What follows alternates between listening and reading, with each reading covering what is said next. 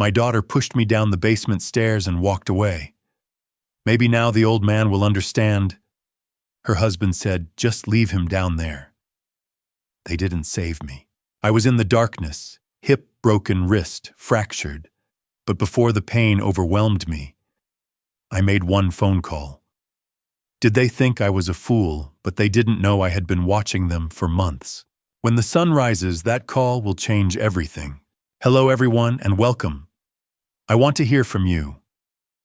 What would you do in Luke's position? Drop your thoughts below. Quick note.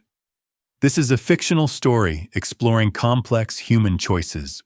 Characters and events are imagined, though the themes carry real weight. Any resemblance to actual people or places is coincidental. Now let's continue. I didn't react when my daughter pushed me down the basement stairs. Maybe I should have. Maybe I should have grabbed the railing, fought back, screamed.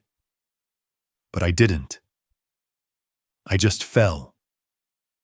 15 steps. I counted them on the way down. 1, 2, 3. The old wood groaning under the weight of a 68-year-old body that used to mean something in this city. 4, 5, 6.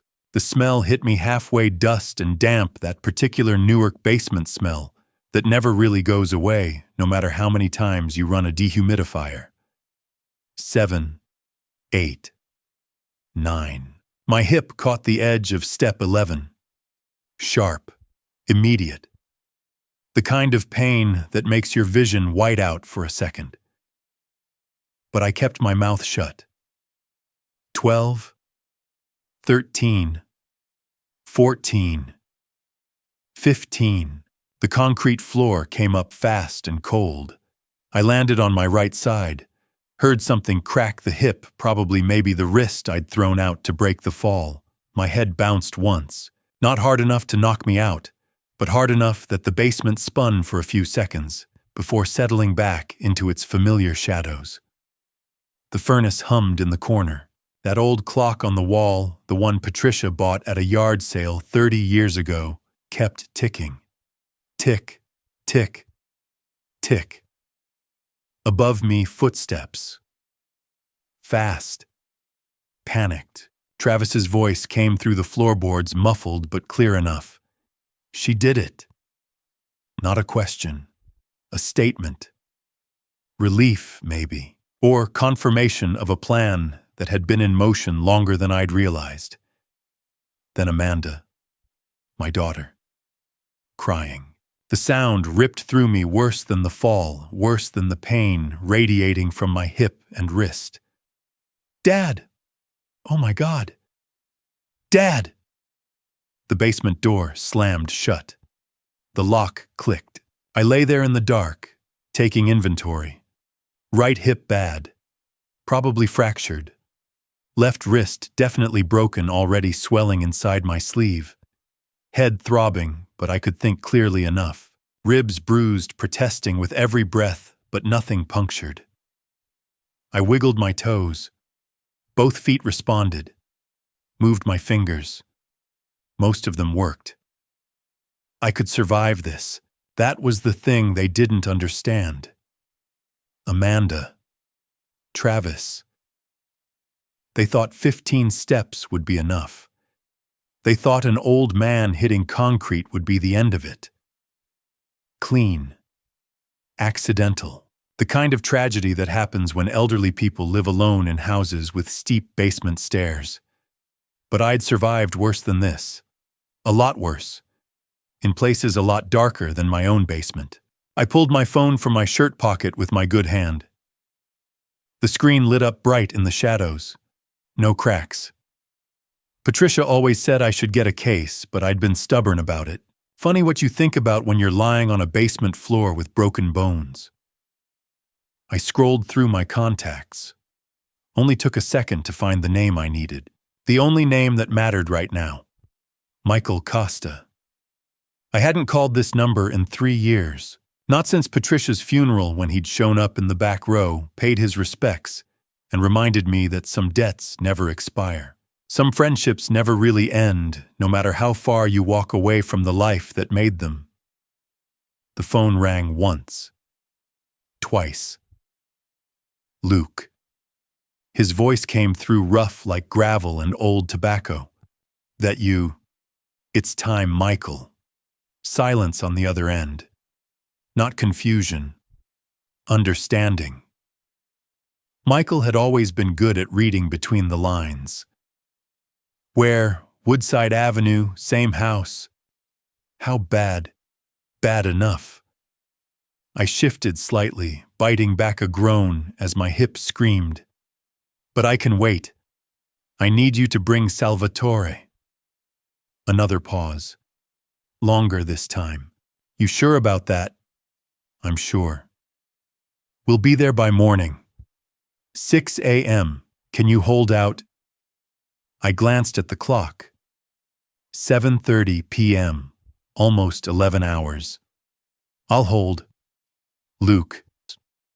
Michael's voice softened just a fraction. What happened? I closed my eyes. Saw Amanda's face in the moment before she pushed. The tears streaming down her cheeks. The apology already forming on her lips. The fear of Travis, of prison, of losing everything that made her hands move forward and connect with my chest. My daughter happened. Jesus. Yeah, just hang tight, brother. We're coming.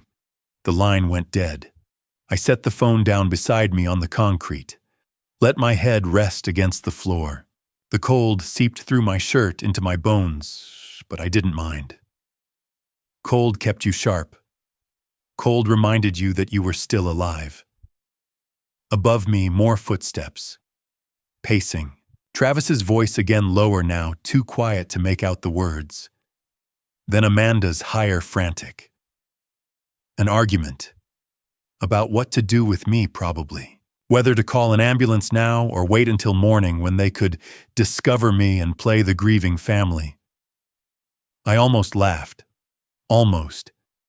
They had no idea what was coming.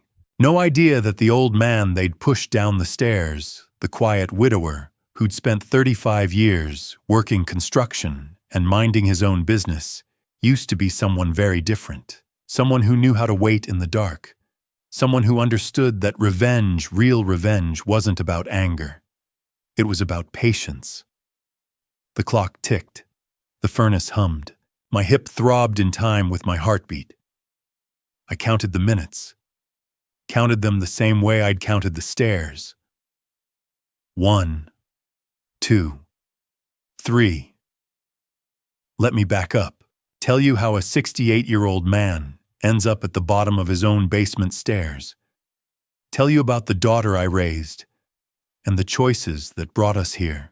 Tell you who I was before I became Luke Henderson. And why when my daughter pushed me, I didn't fight back.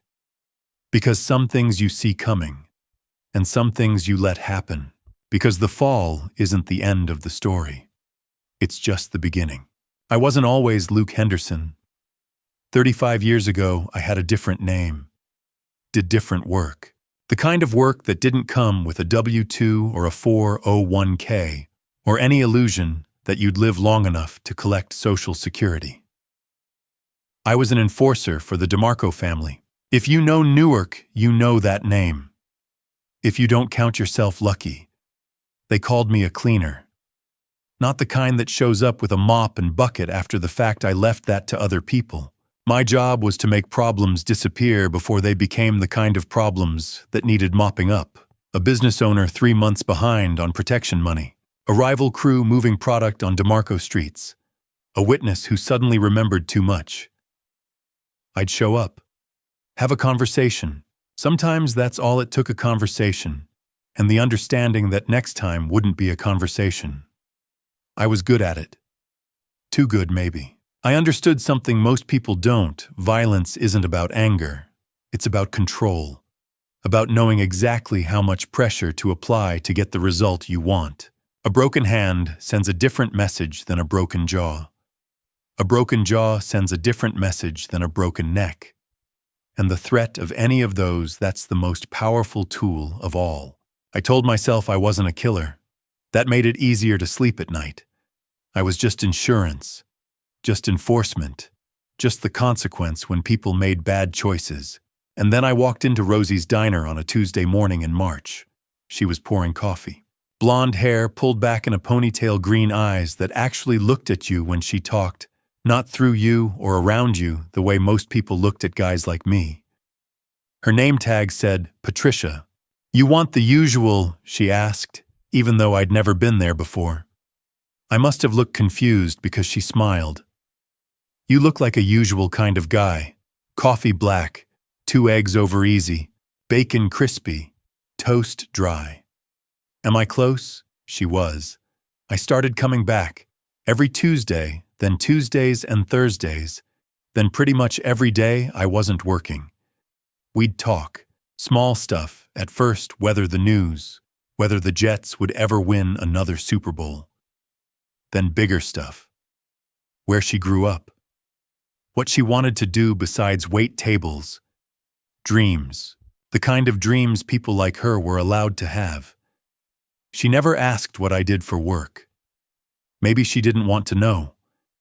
Maybe she already knew and didn't care. Newark's a small city, that way everybody knows somebody who knows somebody. 3 months in, I asked her to dinner. Somewhere nice. Not the diner, she said yes. 6 months after that, she told me she was pregnant. I should have been happy, should have been terrified, should have been something. But all I felt was this quiet certainty that everything was about to change. Had to change. We were sitting in her apartment, 1-bedroom, 3rd floor walk-up, but she'd made it feel like home with plants and pictures and the smell of something always baking. She was crying not because she was scared, but because she was happy and worried and 1,000 other things all at once. "I'll marry you," I said. She looked at me, really looked at me. "And what do you do for work? And don't lie to me. I'm about to have your baby." I deserve the truth. So I told her. Not everything, some things you don't say out loud even to the woman you love. But enough. Enough that she understood. She didn't scream, didn't throw me out. Just sat there quiet for a long time. Then she said it. The ultimatum that changed my life. "I won't raise a child with a man who works for criminals. I won't watch you come home with broken knuckles and blood on your shirts, and wonder if tonight's the night you don't come home at all. So you need to choose, that life or this one.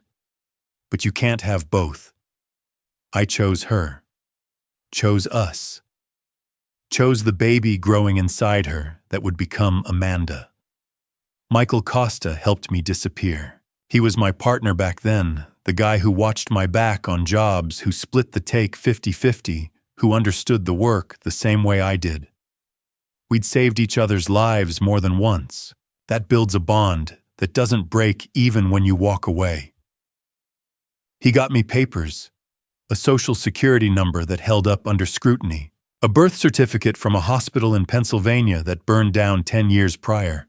Luke Henderson, born 1958, ready to live a life that had nothing to do with the DeMarcos or anyone else in that world. "You sure about this?" Michael asked when he handed over the documents. "Yeah. Can't come back from it. You leave, you're out. They'll let you go because I'll vouch for you, but the door closes. Forever." "I know." He studied me for a long moment, then nodded. "You need me, you call. I don't care if it's been 5 years or 50. We're brothers. That doesn't change." I've called that number exactly twice in 35 years. Once when Patricia died. Once tonight. I got a job in construction. Turned out I was good with my hands in ways that didn't involve hurting people. Framing drywall finish work. Honest work that paid honest money and let me sleep at night without wondering if tonight was the night someone came for payback. Patricia and I got married at City Hall. Amanda was born 6 months later. I held my daughter for the first time and understood what Patricia meant. understood why she'd given me that ultimatum. Because looking at Amanda, this tiny, perfect thing that depended on me for everything, I couldn't imagine teaching her that violence was just business, that hurting people was just a job. Patricia taught Amanda about honesty, about integrity, about family. She made sure our daughter grew up believing in right and wrong, not the gray spaces in between where I used to live. And I thought it worked. Thought I'd left that world behind completely. Thought 35 years of straight living had earned me something. Peace, maybe. A daughter who loved me. A wife who made me better than I had any right to be. For 35 years, I was Luke Henderson. Husband, father, construction worker. A man whose biggest worry was whether the rain would hold off long enough to finish the roof. And then Patricia got sick. I stood at Patricia's grave for the third Sunday in a row. Holy Cross Cemetery, North Arlington. 20 minutes from Woodside Avenue if you caught the lights right. She was buried under an oak tree in the northeast corner, where the morning sun came through the branches and made patterns on the grass. She would have liked that. Patricia always said mornings were for fresh starts. I miss you, I said. Same words I'd said the last 2 Sundays. The Sunday before that. Every Sunday for 3 years. The cancer took 18 months.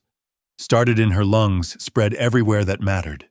By the end, she weighed 90 pounds and couldn't remember my name half the time. But she still smiled when I held her hand. Still told me she loved me. Still made me promise I'd be okay after she was gone. I lied. Told her I would be. 3 years later, I still wasn't. The house felt wrong without her. Too big. Too quiet. I'd wake up in the morning and reach for her side of the bed, forgetting for those first few seconds that she wasn't there. Wouldn't ever be there again. I'd make coffee and set out 2 mugs before I remembered. Cook dinner for 2 and end up throwing half of it away. The TV stayed on most nights just for the noise. Didn't matter what was playing, just needed something to fill the silence. Patricia used to say I watched too much TV. Now I couldn't watch enough. I went to the diner sometimes. Rosie's. Same place we met. But it wasn't the same. Different waitresses. Different coffee. The booth we used to sit in had been replaced with one of those high-top tables nobody over 60 can climb into without looking like a fool. Amanda called once a week. Sundays usually after church. She'd ask how I was doing. I'd say fine. She'd tell me about Oliver, about Travis's job, about whatever was going on in their lives. Then we'd run out of things to say and hang up. The calls lasted maybe 10 minutes. We used to be closer. When she was little, we'd spend Saturdays at the park. I'd push her on the swings until my arms hurt. Build sandcastles. Buy ice cream from the truck with the bells.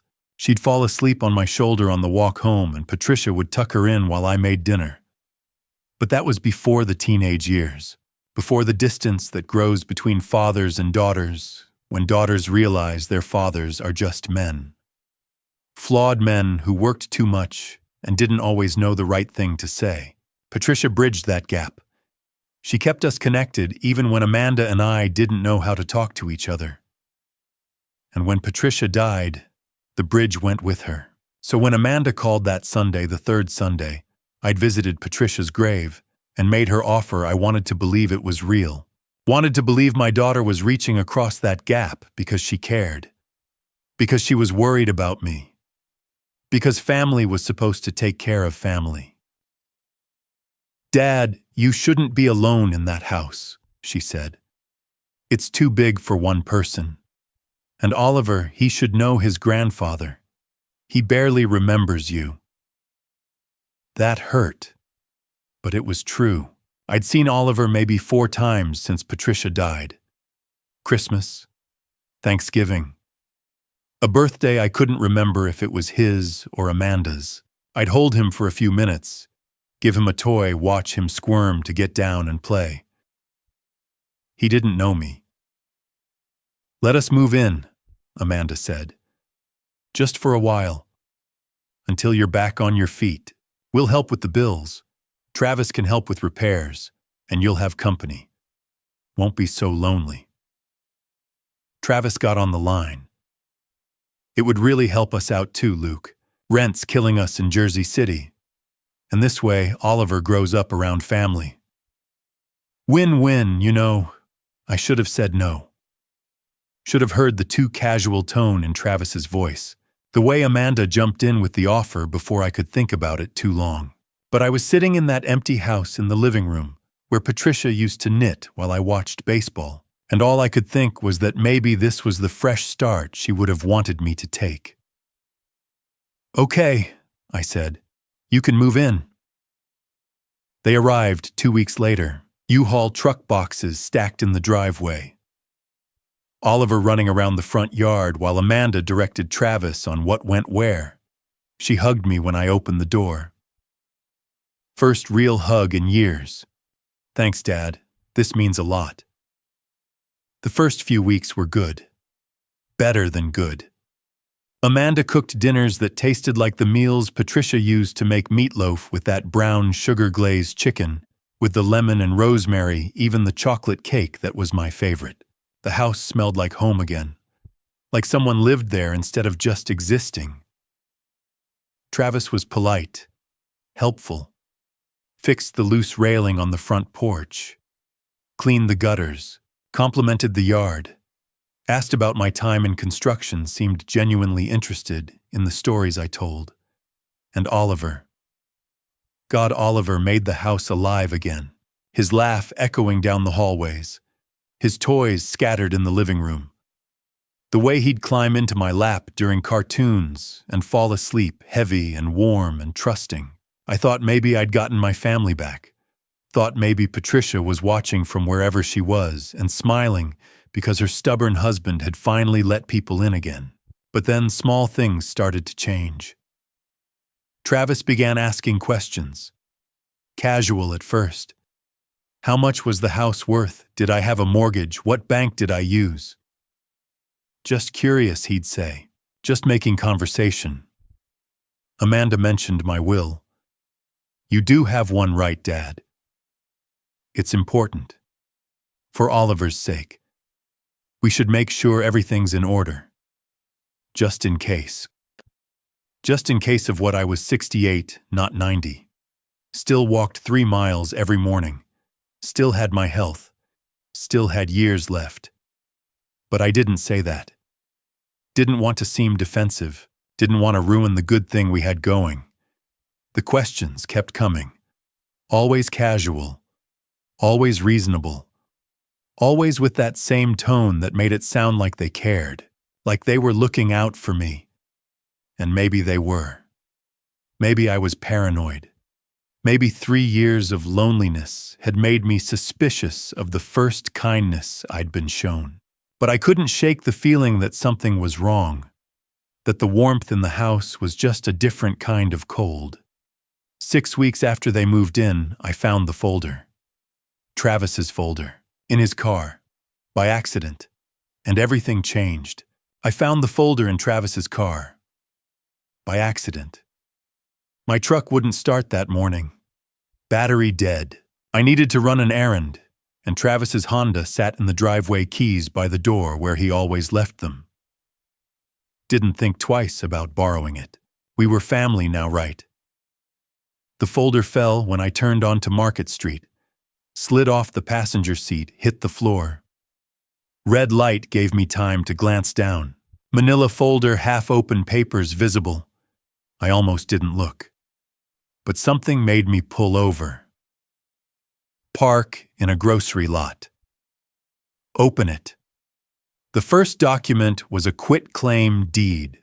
Property address 247 Woodside Avenue. Grantor Luke Henderson.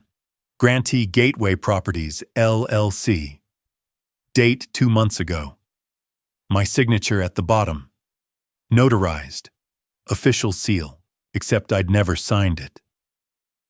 I sat there staring at my own name in ink that wasn't mine. Not anger yet. Just cold understanding.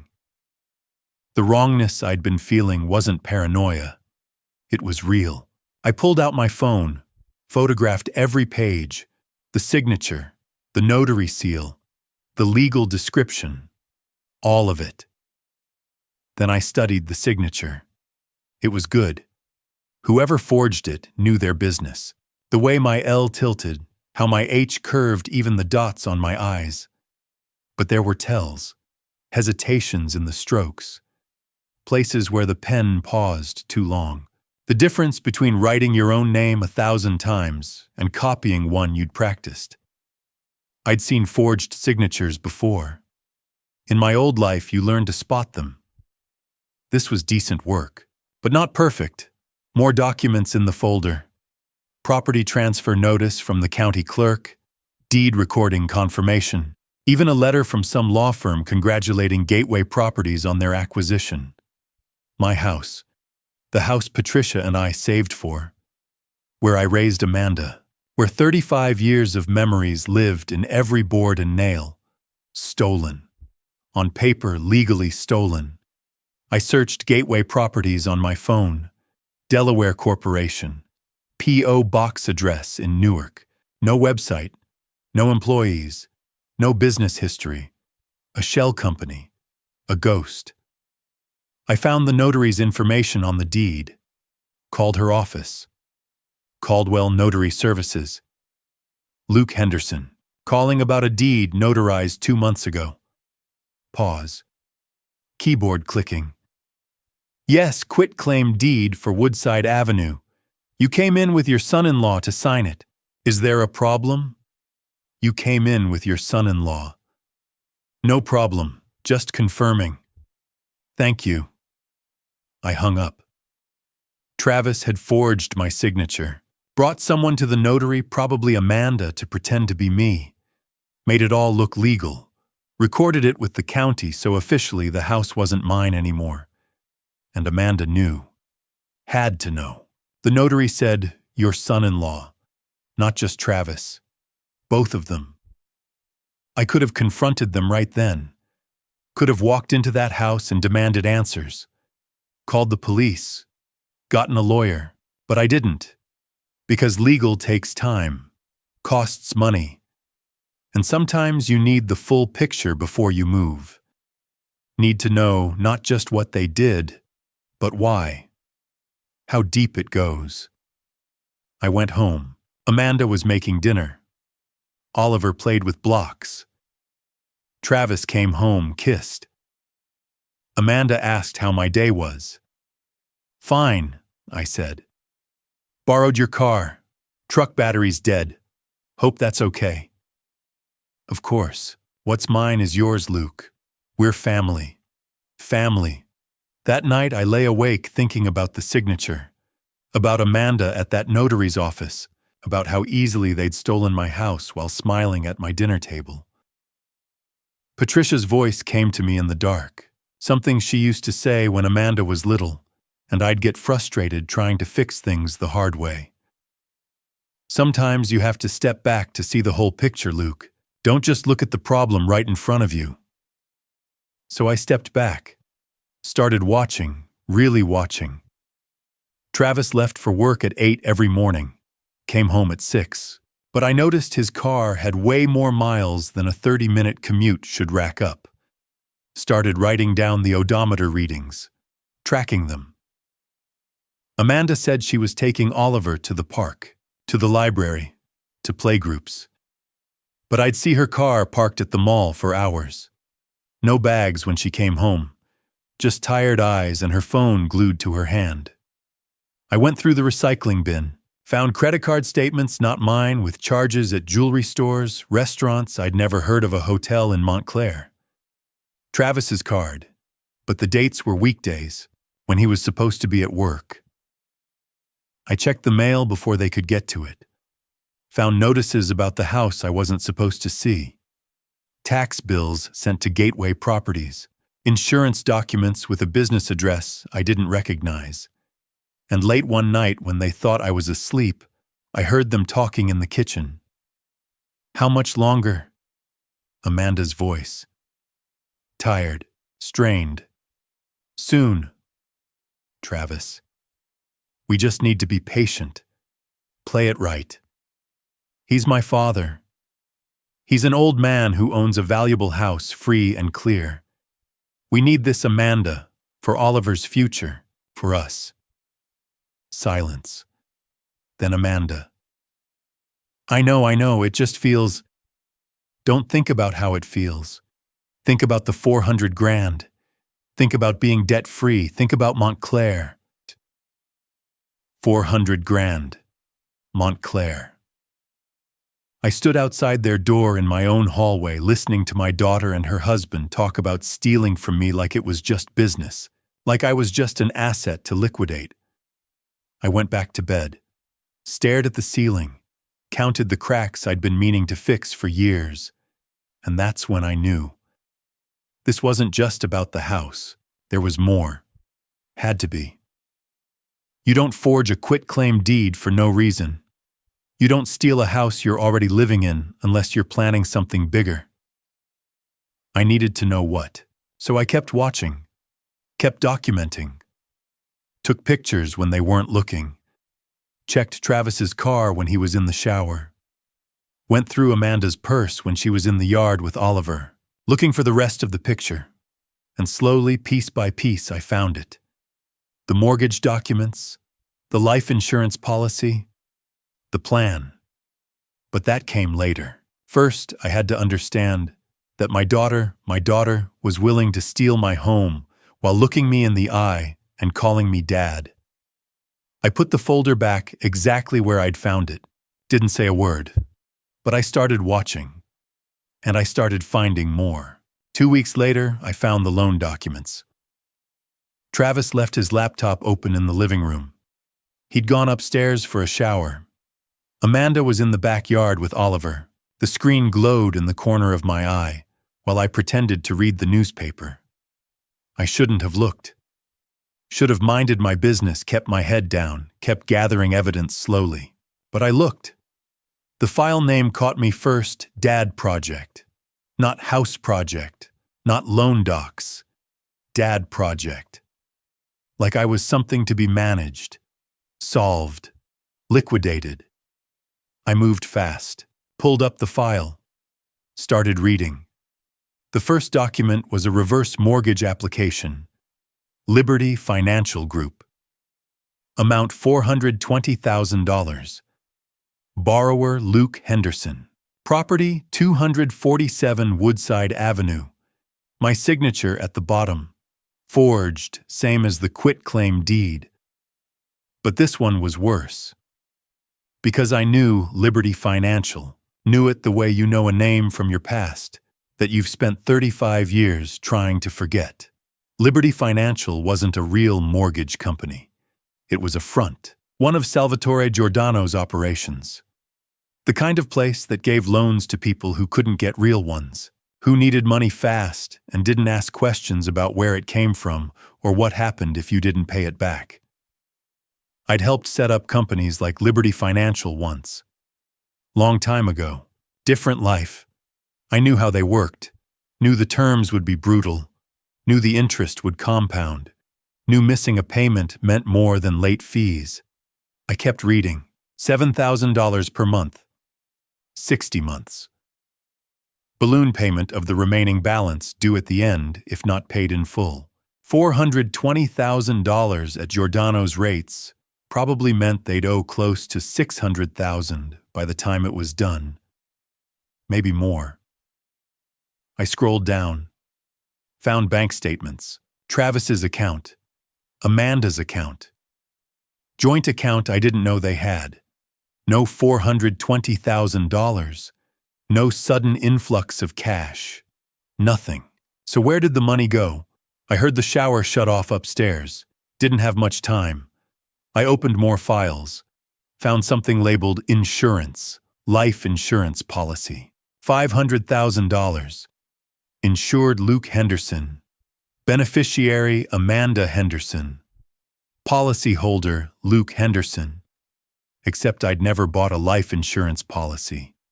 Never even thought about it. Patricia had one through her job at the hospital. That was enough. I clicked the PDF, scanned it fast. Barry Simon's insurance agent. Office in West Orange. Policy dated 6 months ago. Monthly premium $239.88. Payment method automatic withdrawal from account ending in 4752.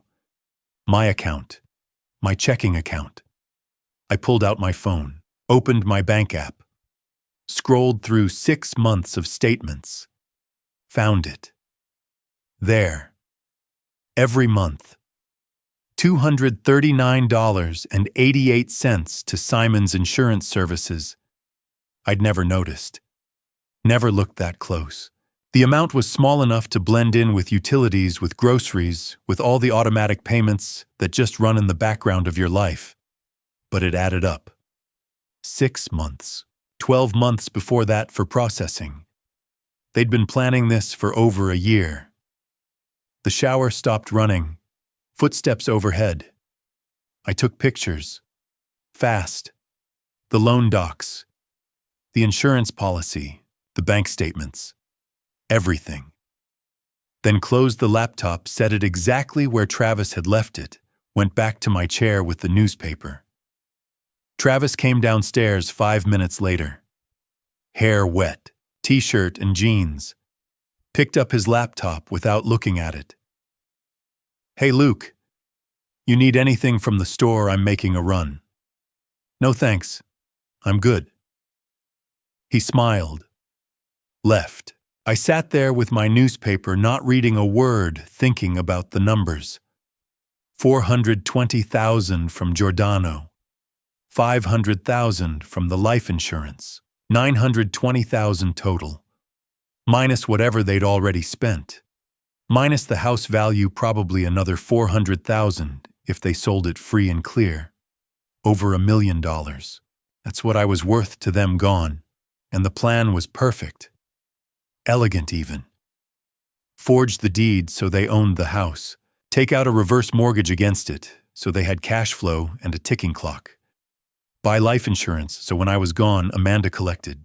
Then they'd own the house outright, have the insurance money, and just had to deal with paying back Giordano. Except you don't pay back Giordano. Not really. You pay interest forever or you pay in other ways. But they probably thought they were smarter than that. Thought they'd take the insurance money, pay off the mob, sell the house, walk away clean. They just needed me out of the picture first. I thought about the stairs. How Travis had been talking about fixing the railing. How Amanda suggested I should clean out the gutters myself, save money on a handyman. How they'd both been so concerned about my health lately. You should see a doctor, Dad. Just a checkup. Make sure everything's okay. Baseline health records. So when something happened, it looked natural. Expected even. I thought about the shellfish I'd been served last week. The dinner that made me violently sick, sent me to the ER with hives and throat swelling. Food allergy, the doctor said. Didn't know you were allergic to shrimp? I wasn't. Never had been, but it was in my chart now. And Travis had made that dinner. Testing, maybe. Seeing if they could trigger something that looked like natural causes. Seeing if I'd go to the hospital and create a record of sudden health decline. And if that didn't work, there were other ways. Accidents happen, old men fall, take the wrong medication. Don't wake up one morning. I'd seen it before. In my old life. The staged accidents. The insurance payouts. The grieving families who'd arranged it all months in advance. I knew how this worked. They weren't just stealing my house. They needed me gone for the insurance money. And they'd been planning it for months. I found Vanessa by accident, at a coffee shop in Montclair. I'd driven out there on purpose, needed to clear my head. Get away from the house where every room felt like evidence of my daughter's betrayal. Montclair was 20 minutes from Newark. Nice suburb, tree-lined streets. The kind of place people moved to when they wanted better schools and lower crime. The kind of place that cost money. I parked on Bloomfield Avenue, walked past boutiques and restaurants I couldn't afford. Stopped at a coffee shop with outdoor seating because the October air was cool and I needed to think. That's when I saw him. Travis. sitting at a corner table but not alone. A woman sat across from him, blonde, pretty, maybe 30, and very, very pregnant. I froze halfway through the door. Travis reached across the table, took her hand. She smiled. He leaned in, kissed her. Not a friendly peck. A real kiss. The kind that says this isn't the first time. Won't be the last. I backed out of the coffee shop before he could see me. Found a bench across the street with a clear view. Pulled out my phone, pretended to scroll while I watched. They stayed for an hour, talking, laughing. Travis's hand kept going to her belly, protective, possessive. She'd lean into him, rest her head on his shoulder. Every gesture said relationship, said commitment, said this wasn't some affair, this was a life. When they finally left, I followed. Kept 3 cars back. Old habits. You don't forget how to tail someone even after 35 years out of the game. They drove to a development on the north side of Montclair. New construction, big houses with fresh sod and trees that hadn't grown in yet. Travis pulled into the driveway of a 2-story colonial. Beige siding, black shutters, 2-car garage. The kind of house young families buy when they're moving up in the world. The woman, I didn't know her name yet, got out. Travis followed. They went inside together. Lights came on in the living room. Through the window, I could see them in the kitchen. Domestic. Normal. Like this was where he lived. Maybe it was. I sat in my truck 3 houses down and took pictures. The house. The address. The car in the driveway, newer than Travis's Honda. A silver Nissan Altima with a bumper sticker that said "Baby on Board," next to a due date calculator showing December. Then I went home, said nothing. Ate dinner with Amanda and Travis like I'd just been running errands. Watched them put Oliver to bed. Went to my room and started digging. Property records are public in New Jersey. You just have to know where to look. The house on Mountainside Road, Montclair. Purchased 4 months ago. Sale price $450,000. Buyer Vanessa Clark. Vanessa finally had a name. I dug deeper. Found the mortgage documents. Down payment $180,000. Loan amount $270,000. Monthly payment around $2,000. $180,000. 3 months ago. The same time Liberty Financial disbursed the $420,000 loan against my house. The math wasn't hard. $420,000 minus $180,000 for Vanessa's down payment. That left $240,000. Where did the rest go, I'd find out later. Right now, this was enough. Travis had stolen my house, taken out a loan from the mob, used the money to buy his girlfriend a house while she was carrying his child, and he was still married to my daughter, still living in my house, still planning to collect $500,000 in life insurance when I was gone. I searched Vanessa Clark online, found her Facebook public profile, no privacy settings.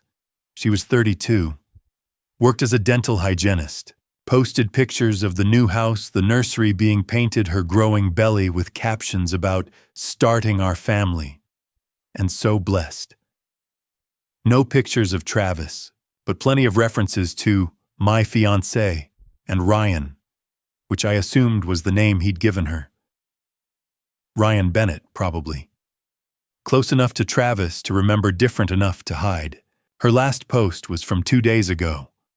A photo of a crib being assembled. Caption, Ryan's working so hard to get everything ready before our little girl arrives. Can't wait to start this chapter together. Our little girl. Travis was having a daughter. With Vanessa. While married to Amanda. While living in my house. While planning to rob me of everything, including my life. I sat there staring at the screen, at this woman who had no idea she was part of a con, who thought she'd found a good man, a fresh start, a future. who was decorating a nursery bought with stolen money, while my daughter, who'd chosen to marry Travis, who'd moved into my house, who'd forged my signature, was upstairs putting her own son to bed. Did Amanda know? Did she know about Vanessa? About the house in Montclair? About the pregnant girlfriend and the second life Travis was building? Or was she a victim too? Manipulated the same way Vanessa was. Used for her connection to me, to my house, to the money they needed. I wanted to believe Amanda didn't know. Wanted to believe my daughter wouldn't help steal from her father, while her husband kept a pregnant girlfriend in a house bought with the proceeds. But I'd seen Amanda's notebook, the pages of practiced signatures. I'd heard her voice that night in the kitchen talking to Travis about 400 grand and Montclair and we need this. She knew something. Maybe not everything, but something. I closed the laptop, lay in bed staring at the ceiling. Tomorrow I'd find out where the other 240,000 went. Tomorrow I'd figure out exactly how deep this betrayal ran. But tonight all I could think about was the nursery in Montclair. The crib Travis was building for a daughter he'd never mentioned. The woman who called him Ryan and thought she was starting a family. Travis wasn't just stealing from me. He was building an entire new life with my money. And Amanda, I still didn't know if she knew. The abuse started 4 months before the push. Slow at first. So slow I almost didn't notice. Travis began with words.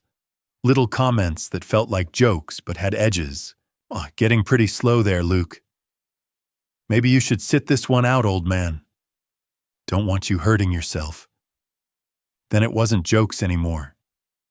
You're useless, said matter-of-factly, while I struggled with a jar lid my arthritis wouldn't let me open. Just a burden. Muttered when I asked him to pick up my prescription because my truck still wasn't fixed. Maybe it's time to think about a home, someplace where people can take care of you. Amanda didn't say anything, just kept cooking, kept cleaning, kept acting like she didn't hear her husband talk to her father like he was garbage. The financial control came next. Luke, I found your debit card just sitting on the counter, Travis said one morning. Held it up like evidence. That's not safe. What if someone broke in? I'll hold on to it for you. Keep it secure.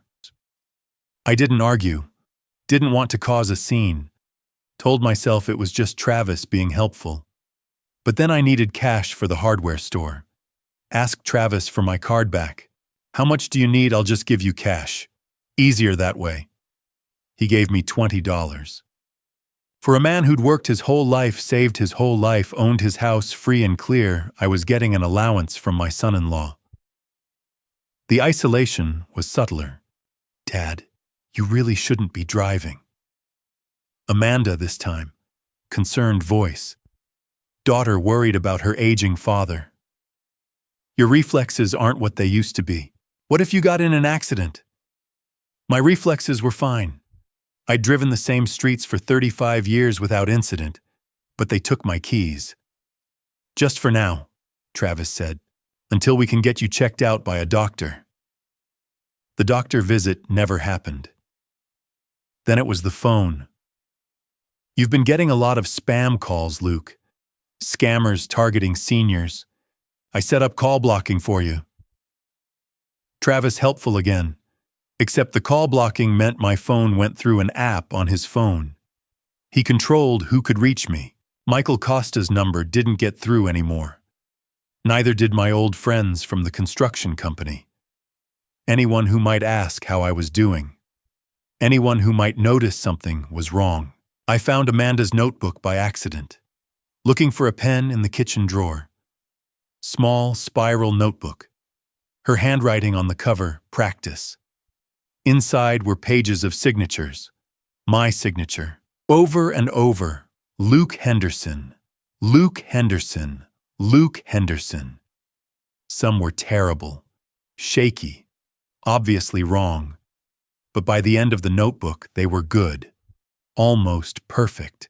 The kind of signature that would fool a notary. That would look legitimate on a legal document. She'd practiced for weeks, maybe months, sitting at this kitchen table while I slept, while Oliver napped, perfecting my signature so she could steal from me. Not Travis. Amanda. My daughter. I put the notebook back exactly where I found it. Didn't say a word, just added it to the mental list of evidence I was building. The physical abuse started small too. Travis would walk past me in the hallway, bump my shoulder. Not hard, just enough to make me stumble. "Sorry, Luke. Didn't see you there." Then it was a shove in the kitchen. I was getting coffee. Travis was in a hurry, his hand on my back pushing past me. I caught myself on the counter. Coffee spilled. "Geez, Luke, you okay? Gotta watch your balance." The bruises started showing up. My shoulder, my ribs where I'd caught the counter edge, my hip from when Travis accidentally knocked into me on the stairs, and I grabbed the railing hard enough to wrench my back. I documented everything. Dates, times, photos, kept them in a folder on my phone that I'd learned to lock with a password Travis didn't know. The ER visit happened 3 months before the push. I was coming down the basement stairs, the same stairs I'd fall down later carrying a box of Christmas decorations Amanda wanted from storage. Travis was behind me. Said he was coming down to help. Halfway down, I felt his hand on my back. A push. Not hard enough to throw me down the whole flight. Just enough to make me lose my footing. I fell, tumbled down 6 steps, caught myself on the railing but wrenched my shoulder doing it, landed hard on the concrete floor. Travis ran down. "Oh my God, Luke. Are you okay? Why were you carrying that heavy box? I told you I'd get it." Amanda came running. "Dad? What happened?" "He fell," Travis said, already establishing the narrative. I told him not to carry that box. It's too heavy. They took me to the ER University Hospital, same place I'd end up later. The doctor was young, Indian guy, careful hands when he examined my shoulder. "Contusion. Some muscle strain. You'll need to take it easy for a few weeks." "How did this happen?" He asked me directly. "Not Travis. Me. I fell," I said. What else could I say? Tell him my son-in-law pushed me without proof. They'd think I was senile, paranoid, maybe even try to put me in a home for my own protection. But the doctor looked at me for a long moment, then at Travis, then back at me. "Mr. Henderson, if you're ever in a situation where you don't feel safe at home, there are resources, people who can help." "I'm fine," I said. "Just clumsy." He didn't look convinced, but he couldn't do anything without me asking for help, and I wasn't ready to ask. Not yet. Not until I had everything I needed to make sure they couldn't talk their way out of it. Amanda played her part perfectly at the hospital. Worried daughter. Concerned about her aging father. Maybe we should look into getting him one of those alert buttons, in case he falls when we're not home. But in the car ride home, she was silent. Cold. And when we got back to the house, she didn't ask if I needed anything. Didn't help me to my room. Just went upstairs with Oliver and closed the door. That's when I knew for certain. She wasn't manipulated, wasn't confused. She was part of this. Willingly, actively, 4 months of escalation, 4 months of abuse, 4 months of documentation. And then, Sunday evening, Travis made his move. "Luke, why don't you join us for dinner tonight? I'm cooking. Family meeting. We need to talk about some things." Family meeting. I knew what that meant. The end game. They were ready to make their final move. And so was I. I set the table Sunday evening, just like Patricia used to. 4 place settings. White plates she'd picked out at Target 20 years ago. The silverware we got as a wedding gift. Cloth napkins folded the way she taught me in triangles, not squares. Because it looked nicer. Oliver's high chair pulled up to the table at the end, plastic bowl and spoon ready. I'd made pot roast. Patricia's recipe. The one I'd watched her make 100 times. Chuck roast carrots, potatoes, onions. 8 hours in the slow cooker. The smell filled the house, warm and familiar. Almost felt like she was there. Almost. Travis came home at 6:30. Late. He was supposed to be home by 5:30 for a 6 o'clock dinner. Amanda kept checking her phone, texting him, getting more nervous with each passing minute. When he finally walked through the door, I smelled it immediately. Cologne. Not the cheap stuff he usually wore. Something expensive. And underneath that, perfume. Women's perfume. Light floral. The kind Vanessa probably wore. "Sorry I'm late," he said. Didn't sound sorry. Work thing ran long. Sunday. Work thing. Right. Amanda didn't say anything. Just stood at the stove, stirring gravy that didn't need stirring anymore. Her shoulders were tight, hands shaking just slightly.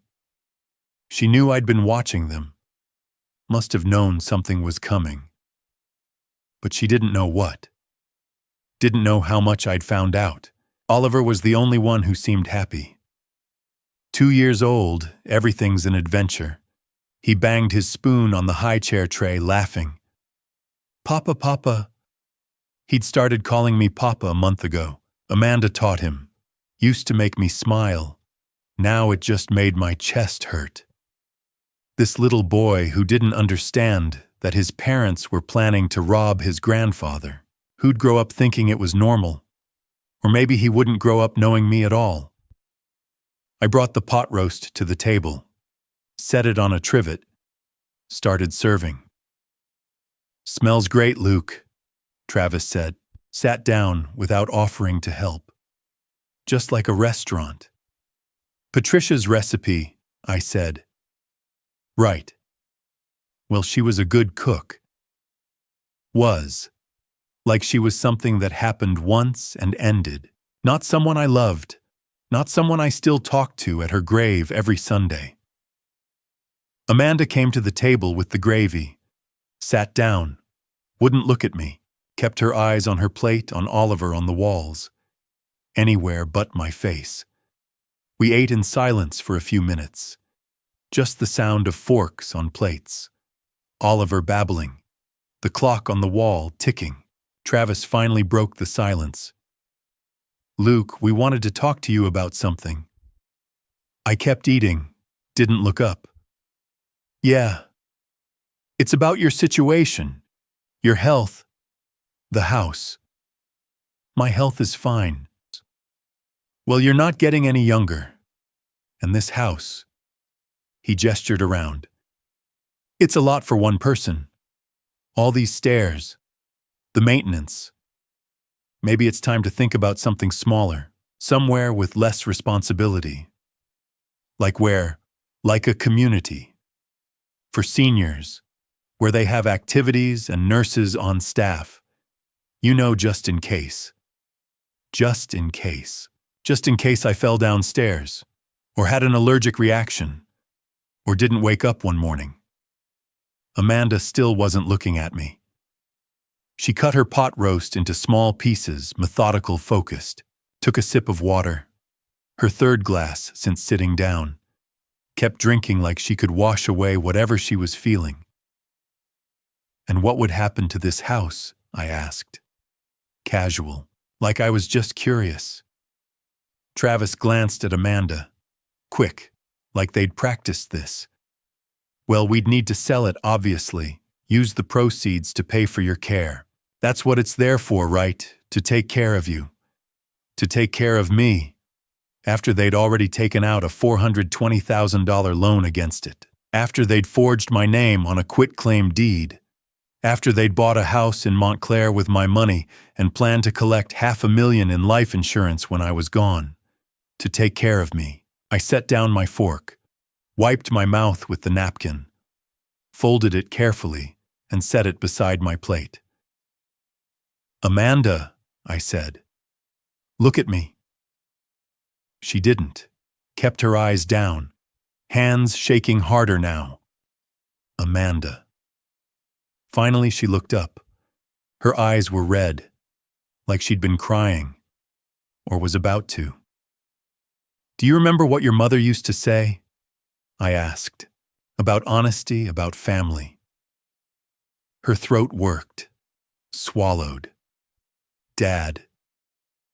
She used to say that family meant you never lied to each other, never stole from each other, because blood was supposed to mean something. Trust was supposed to mean something. Travis shifted in his seat. "Luke, I don't think—" "She was wrong," I said, still looking at Amanda. "Blood doesn't mean anything. Does it?" Amanda's eyes filled with tears.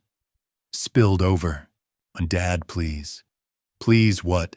Please pretend I don't know. Please act like everything's fine. Please keep letting you steal from me while you smile at my table." Travis stood up. Chair scraped back. "Okay, that's enough. Sit down." Something in my voice must have surprised him. The voice I'd used 35 years ago when I made problems disappear. The voice that said I wasn't an old man playing along anymore. He sat. I reached under my placemat, pulled out the folder, set it on the table between us. "Before we talk about my situation," I said, "let's talk about yours." I opened the folder, laid out the first photo. The quitclaim deed. Gateway Properties, LLC. Travis's face went pale. Second photo. The reverse mortgage. Liberty Financial Group. $420,000. Amanda's hands covered her mouth. Third photo. The life insurance policy. $500,000. Beneficiary Amanda Henderson. "Dad." Her voice cracked. "I can explain." Fourth photo. Travis and Vanessa at the coffee shop in Montclair. Holding hands, kissing. Fifth photo. The house on Mountainside Road. The one Vanessa thought her fiancé Ryan bought for their family. Sixth photo. The property records. Down payment $180,000. I spread them out like a hand of cards. Evidence of everything they'd done, everything they'd planned to do. "Let's talk," I said. Looked at Travis, at Amanda, at my daughter who I'd raised, to be honest, who'd chosen this instead. "Let's talk about Gateway Properties and Liberty Financial and Vanessa Clark." I slid the folder across the table. Travis stared at it like it might explode. Amanda's hands were still over her mouth, eyes wide, darting between the photos and me. "This one," I said, tapping the photo of Vanessa. 7 months pregnant. Beautiful house in Montclair. You told her your name was Ryan, didn't you? Told her you were divorced. Starting fresh. Travis's jaw clenched. "Luke, $180,000 down payment. Made 3 months ago. Same week Liberty Financial disbursed the loan against my house." I looked at Amanda. "Your house now, technically. Gateway Properties. Funny how that works." "Dad, I didn't know." Amanda started. "Didn't know what?" I cut her off. "Didn't know about the house. Then why were you practicing my signature?" I pulled out another photo from the folder. Her notebook. Pages of signatures. "Didn't know about the loan. Then why were you in the kitchen talking about 400 grand and Montclair?" Her face crumbled. "That's not— Or did you just not know about Vanessa?" I pushed the photo closer to her. "Did you not know your husband used the money he stole from your father to buy a house for his pregnant girlfriend?" Amanda grabbed the photo, stared at it. Her hands started shaking harder. No, this isn't—" "Her name is Vanessa Clark," I said. "She's 32. Works as a dental hygienist. Thinks she's marrying a divorced businessman named Ryan Bennett, who's going to be a wonderful father to their daughter. Daughter, Amanda's voice cracked. Due in December. Nursery's already painted. Pink. Amanda turned to Travis. Slow. Like she was moving through water. You're having a baby. With someone else. Travis's face had gone from white to red. Blotchy. Angry. It's not what you think. You used me. Her voice was quiet. Dangerous. You used me to get to my father. To get his house. His money. And you've been building a life with someone else the whole time. Amanda, listen. I practiced his signature. She stood up, chair scraping. I forged legal documents. I helped you steal from my own father, and you were using that money to buy a house for your girlfriend. Sit down. Travis's voice changed. Harder, the mask slipping. Sit down and shut up. No. Amanda shook her head, tears streaming. No, I won't. Travis lunged across the table, grabbed her wrist, hard. She yelped. I stood up. Let her go. Stay out of this, old man. Travis yanked Amanda closer. This is between me and my wife. Let her go. He did. Shoved her back into her chair, then turned to me. You think you're smart? You think you figured it all out? He laughed. Mean. Ugly. Yeah, I took out a loan. Yeah, I bought Vanessa a house. You know why? Because your daughter here was too scared to do what needed to be done. Travis, stop, Amanda whispered. We had a plan. His voice rose. A simple plan. You were supposed to have an accident, a fall, something natural. Amanda collects the insurance we pay off. Giordano sell this dump and start over. Clean. But she kept hesitating, kept saying, maybe there's another way? There is no other way. The room went silent, just Oliver crying upstairs, woken by the yelling. Amanda stared at Travis like she'd never seen him before. You really were going to? Of course I was. He spread his arms. What did you think this was? You think I married you for love, you're not Vanessa. You're not pretty enough, not smart enough. You were a means to an end, a way to get to this house and the money in it. I saw it happen. Saw something break in Amanda's eyes. The last piece of whatever she'd been holding on to, love, hope, delusion, just shattered. Get out, she said quietly. What? Get out of this house. Now. Travis laughed. This is my house, legally. Gateway Properties. Remember, I own this place. You're just living in it. Dad.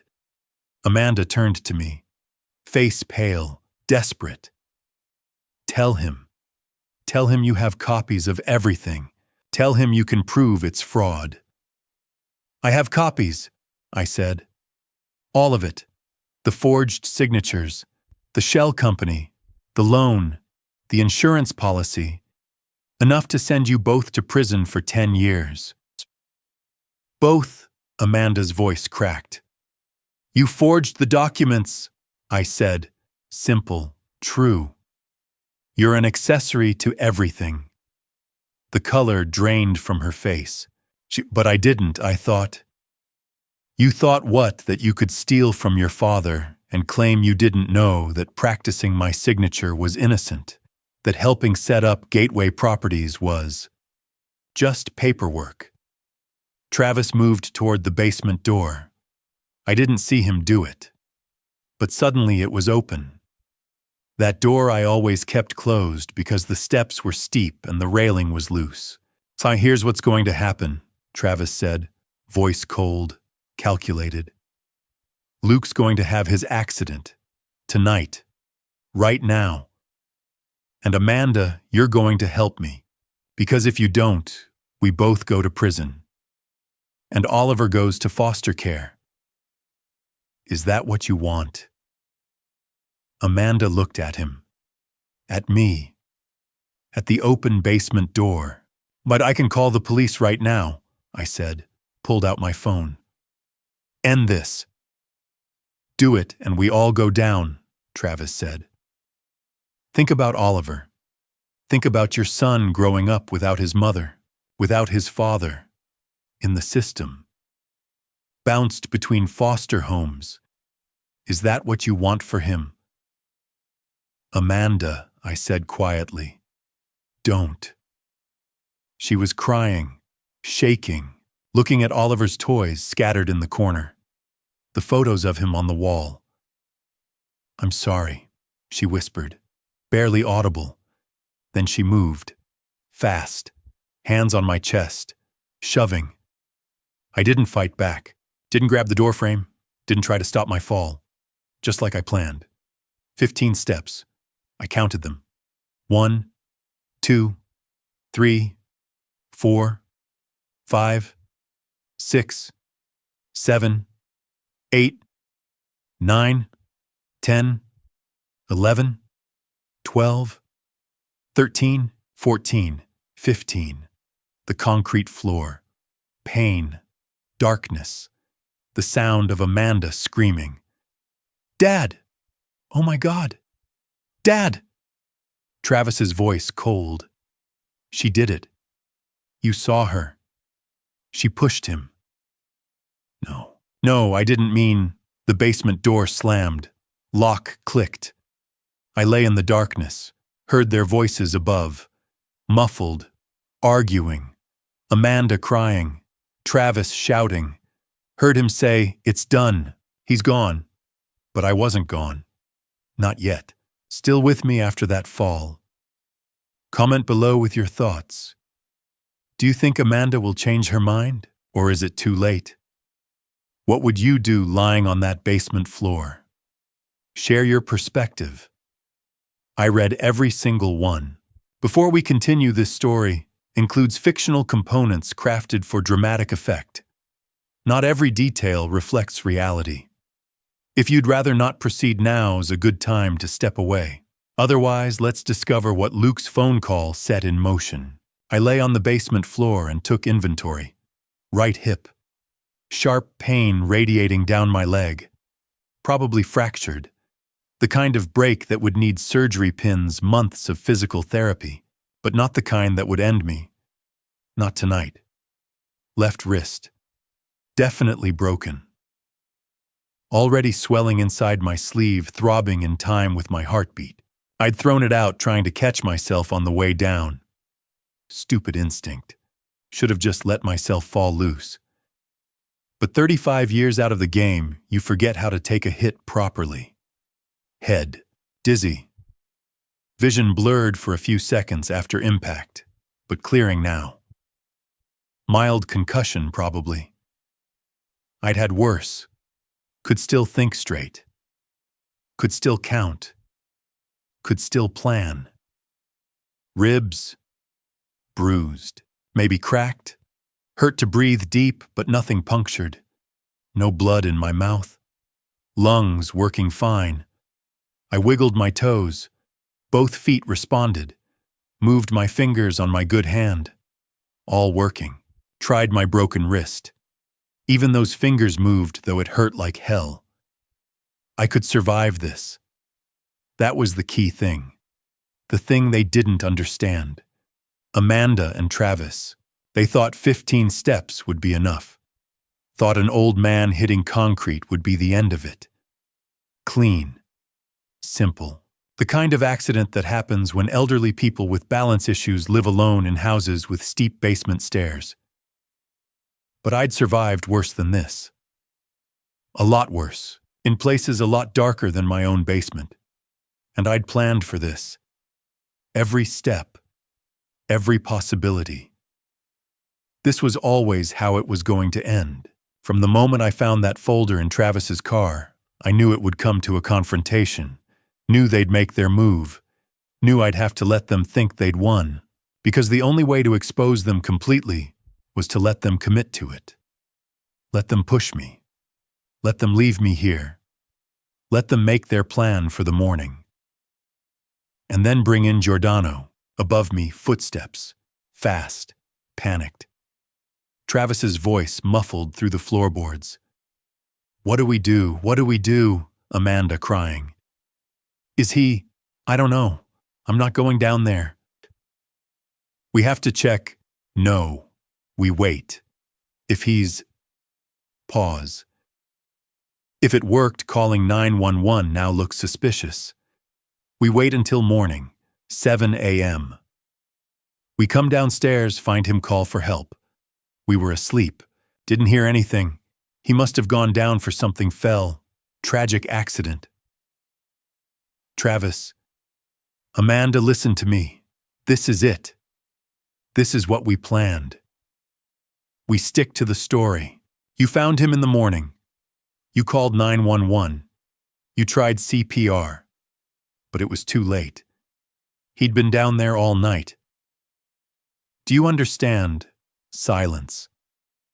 Then quietly, what if he's still alive? He's not. Travis, confident, matter of fact. That fall would end anyone, especially someone his age. Even if he's breathing now, he won't be by morning. Exposure, shock, internal injuries. Nature takes its course. More silence, then footsteps, moving away. A door closing upstairs. Oliver crying. Amanda's voice soothing him. "Shh, baby. It's okay. Mommy's here." I lay there listening to my daughter comfort her child, while her husband planned how to explain away her father's death. I pulled my phone from my pocket with my good hand. Screen lit up. No cracks. Patricia always said I should get a case. Funny what you think about when you're lying on a basement floor with broken bones. The clock read 7:30 p.m., 30 minutes since the fall. Felt longer. Felt like hours. I scrolled to Michael's number. The only one that mattered. The only one I'd need. Hit call. It rang twice. Luke. His voice rough. Surprised. That you, it's time, Michael. Silence on the other end. Not confusion. Understanding. We'd talked about this possibility 3 years ago. At Patricia's funeral. When I told him about Amanda moving in. When I told him I had a bad feeling. When he reminded me that some debts never expire. That he'd always come if I called. Where? Woodside Avenue. The house. How bad? Bad enough. I shifted slightly. Hip screamed. Bit back a groan. But I can wait. I need you to bring Salvatore. A longer pause. You sure about that, bringing Giordano into this? They took out a loan from him. 420,000. Forged my signature. Used the money to buy a house for his girlfriend while stealing mine. They need to answer for it. Jesus Christ. Yeah. We'll be there by morning. 6 a.m. Can you hold out? I looked at the clock. 7:31 p.m. Almost 11 hours. I'll hold. Luke. Michael's voice softened. What happened? I closed my eyes. Saw Amanda's face before she pushed me. The tears. The apology. The fear for her son that made her choose Travis over me. My daughter happened. I'm sorry, brother. Don't be. Just come. And bring Salvatore. I want him to see what his money paid for. We're coming. Hang tight. The line went dead. I set the phone down beside me, let my head rest on the cold concrete. The furnace hummed in the corner, Patricia's clock ticked on the wall. The same clock I'd been counting time by since she brought it home 30 years ago. Above me, the house settled into quiet. Footsteps stopped. Voices faded. By 9 p.m., I heard nothing. They'd gone to bed. Probably couldn't sleep, but pretending, waiting for morning. For 7 a.m. when they'd come down and discover me.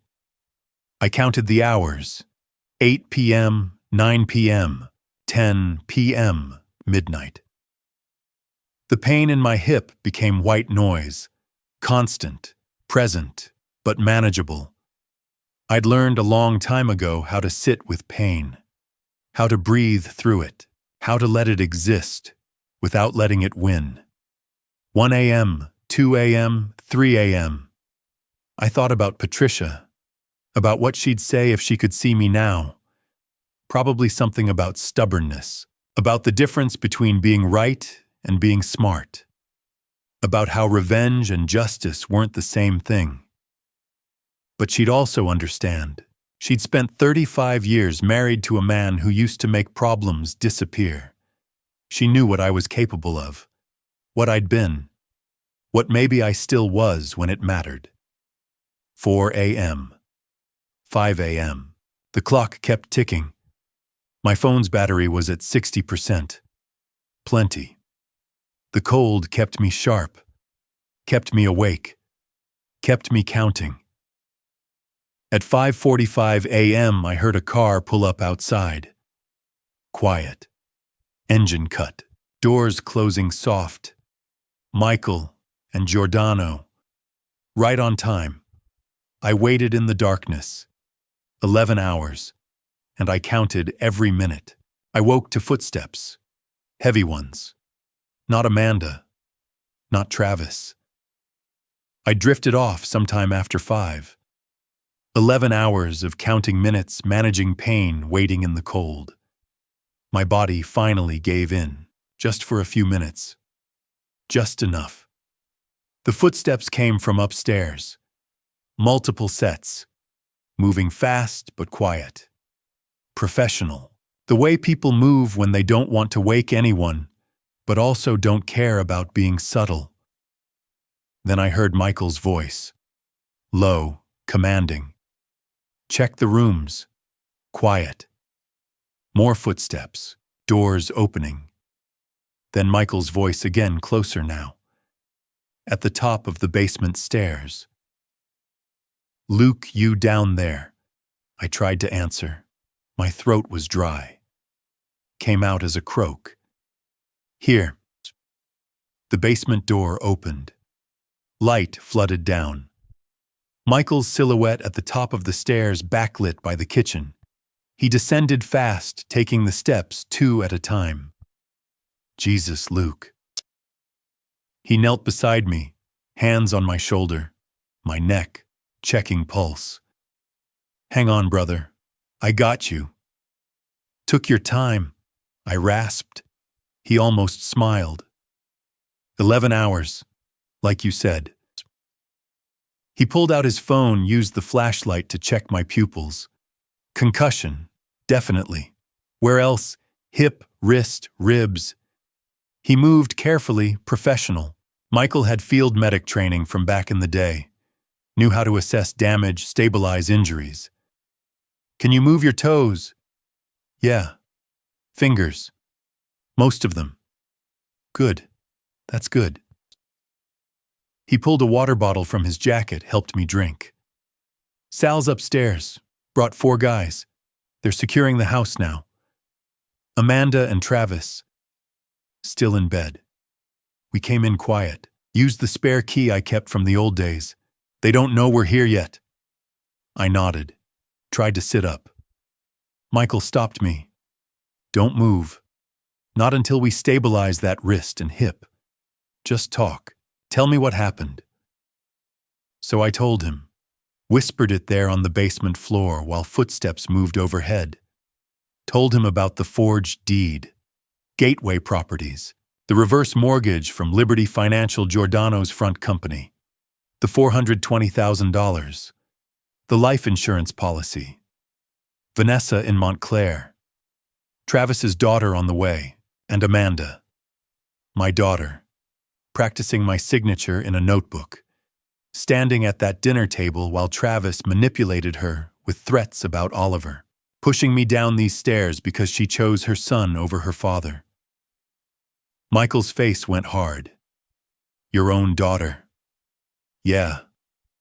And they used Sal's money. His company. Forged your name to steal from him. They thought I'd be gone by now. Thought they'd pay him back with the insurance money and he'd never know the loan was fraudulent. Michael stood. Sal needs to hear this. He climbed the stairs. I heard voices, low, intense, then heavier footsteps descending. Salvatore Giordano was 73 years old. Silver hair combed back. Expensive suit, even at 6 a.m. Reading glasses hanging from a chain around his neck. He looked like someone's grandfather, which he was, but he was also the man who controlled half the organized crime in North Jersey. He stood at the bottom of the stairs looking at me, then at the folder still lying on the floor where it had fallen during my tumble. Photos scattered, evidence spread across concrete. Luke Henderson, he said, voice calm, measured. So Michael tells me we have a problem. We do. $420,000, borrowed against your house, using my company, without my knowledge. They forged my signature, set up a shell company to take the deed, then used the property as collateral. Giordano's jaw tightened, just slightly, the only sign of anger. And where are these people who thought they could steal from me? Upstairs, second bedroom, right side of the hall. He turned to the stairs, spoke to someone I couldn't see.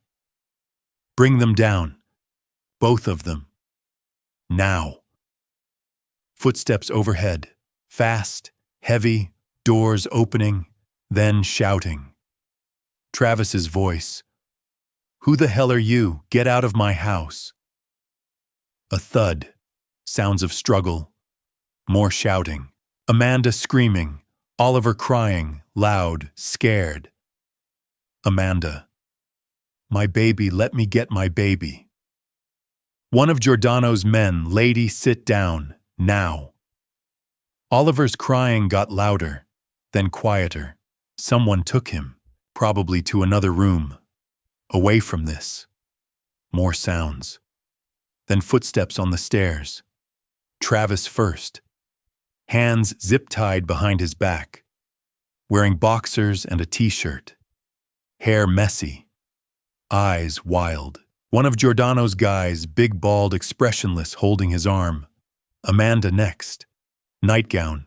No shoes. Zip-tied too. Different guy holding her. She was crying. Mascara from yesterday's dinner smeared down her cheeks. They saw me. Travis's eyes went wide. No, no. You're supposed to be gone. I finished. Sorry to disappoint. Amanda's legs gave out. The guy holding her had to catch her. Dad, oh my God. Dad, I'm so sorry. I didn't mean what? My voice came out flat. Cold. Didn't mean to push me or didn't mean for me to survive. She sobbed. Couldn't answer. Giordano pulled over 2 chairs from the laundry area, set them facing me, looked at Travis, at Amanda. Sit. They sat. Travis's face was pale, sweating. Amanda couldn't stop crying.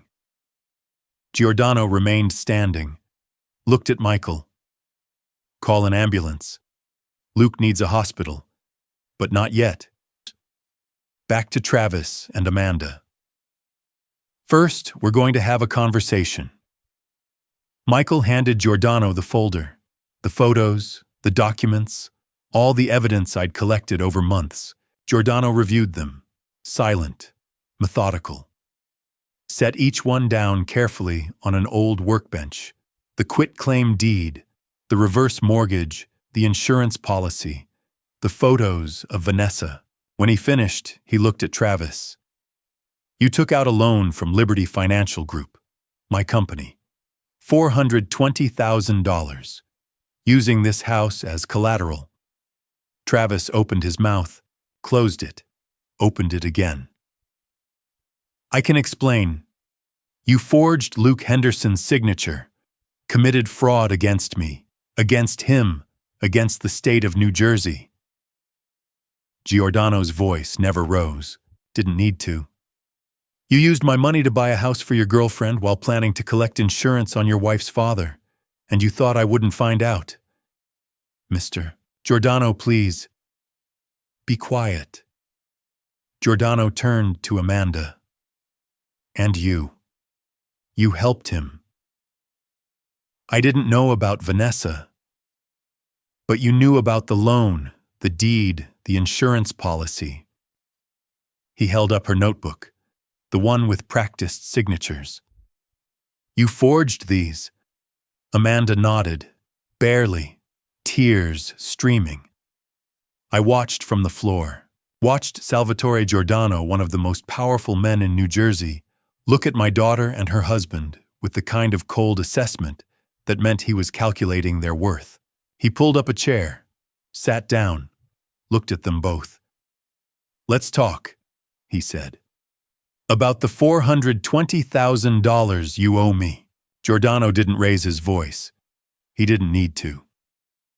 He sat in that cheap folding chair from my laundry area like it was a throne, hands folded, expression neutral, the kind of calm that comes from decades of power. The kind that says he'd seen everything, done everything, and nothing these two could say would surprise him, but it might disappoint him, and that was worse. Michael handed him the folder, the evidence I'd spent months collecting.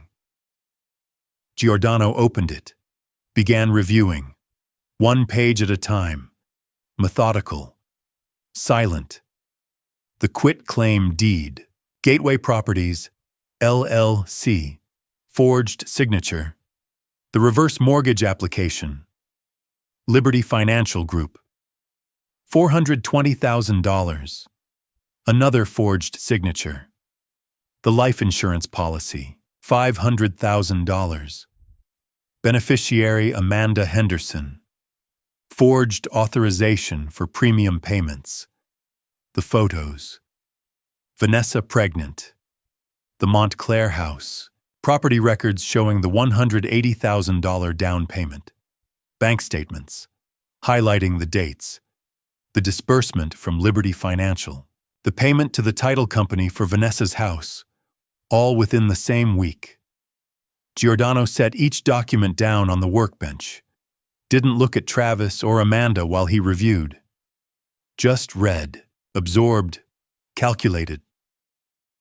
When he finished, he looked up. Travis Bennett, where is my money? Travis swallowed. Mr. Giordano, I can explain. I asked where my money is, not for an explanation. The house. We used it for the house. Which house, this one? Giordano gestured around the basement. This house belongs to Luke Henderson. Not to you, not to Gateway Properties. The quitclaim deed you filed is fraudulent. We were going to pay you back. With what the life insurance money you planned to collect after Luke was gone, Giordano's voice stayed level, quiet. You borrowed $420,000 against a house you stole, using my company, my name, my reputation. Do you understand what that means? Travis's face had gone gray. Yes. Yes, sir. No. I don't think you do. Giordano turned to Amanda. Tell me about the signatures. Amanda's voice came out barely above a whisper. It was my idea. Louder. It was my idea. The signatures, I practiced them, for weeks, in a notebook. Show me. One of Giordano's men, the bald one who'd brought Travis downstairs, pulled the notebook from the evidence pile, handed it to Giordano. Giordano flipped through it. Pages and pages of my signature. Getting better. More confident. More perfect. You did this. Yes. Why? Amanda's hands shook in her lap, zip ties cutting into her wrists. Travis said we needed money. For Oliver. For a better life. He said my father's house was just sitting there. That he'd never use the equity. That it was wasted on an old man living alone. So you stole it. I thought... Her voice broke. I thought it was just a loan. That we'd pay it back. I didn't know about Vanessa. I didn't know about the insurance until later. But you knew about the insurance eventually. Yes. And you didn't stop. Silence. Then quietly, no. I didn't stop. Travis suddenly spoke up. She's lying. She knew everything from the beginning. The whole plan was hers. She wanted the insurance money. She wanted him gone. I just went along with it. Shut your mouth, Amanda hissed. You told me it was the only way. You said if we didn't do this, Oliver would grow up poor. You said, I said what you wanted to hear. Travis lunged forward in his chair. The crew member behind him grabbed his shoulder, slammed him back down. You wanted this. You practiced his signature. You forged the documents. You pushed him down those stairs. Because you told me we'd both go to prison if I didn't. Because you said Oliver would go to foster care. And you believed me, because part of you wanted to do it anyway. Giordano let them yell, let them tear each other apart, watched like a scientist observing an experiment. When they finally stopped exhausted crying, he spoke. The insurance policy. Who signed Luke Henderson's name on the application? Travis looked down. I did. You forged it. Yes. And the authorization for premium payments from his bank account. Me. The laptop. Giordano gestured to one of his men. The guy, younger, tech-savvy looking, pulled out Travis's laptop, the one I'd found the Dad project file on. Opened it. Turned the screen toward Giordano. We pulled the search history, the tech guy said. Going back 6 months. Giordano read. His expression didn't change, but something in his eyes went cold. Read them aloud. The tech guy cleared his throat. How long for life insurance to pay out after death? Do life insurance companies investigate accidental deaths? Elderly fall death statistics. Staged accident versus natural death. How to make a fall look accidental. Reverse mortgage foreclosure timeline. Elder abuse versus accident. With each search term, Amanda's face got paler. Travis, that's not... Travis started. Giordano held up a hand. Silence. The dates on these searches. The first one is from 6 months ago. The same week you filed the quitclaim deed, which means you were planning this from the beginning. No. You stole the house. You took out a fraudulent loan. You bought your girlfriend a home with my money, and you planned to collect $500,000 in insurance after staging Luke's accident, which you attempted last night by having your wife push him down these stairs. Travis opened his mouth, closed it. Nothing he could say would change what was in that search history. Giordano turned to me. I was still on the floor, hip screaming, wrist swollen. But I'd heard every word, watched every moment of them destroying each other. Luke, Giordano said, you've been patient. You've been smart. You let them commit to this completely. Now you need to decide. He closed the folder, Set it down. What do you want me to do with them? The basement went silent. Just the furnace humming. That clock ticking. Amanda crying softly. Travis breathing hard. Everyone waiting. For me to decide their fate. Giordano's crew had been busy. While I waited in that basement, they'd been working. Michael stepped forward, pulled out his phone, started reading from notes. We visited the Montclair house, talked to neighbors, confirmed the woman's identity. Vanessa Clark, I said from the floor, my voice rough. 32, dental hygienist, 7 months pregnant. Correct.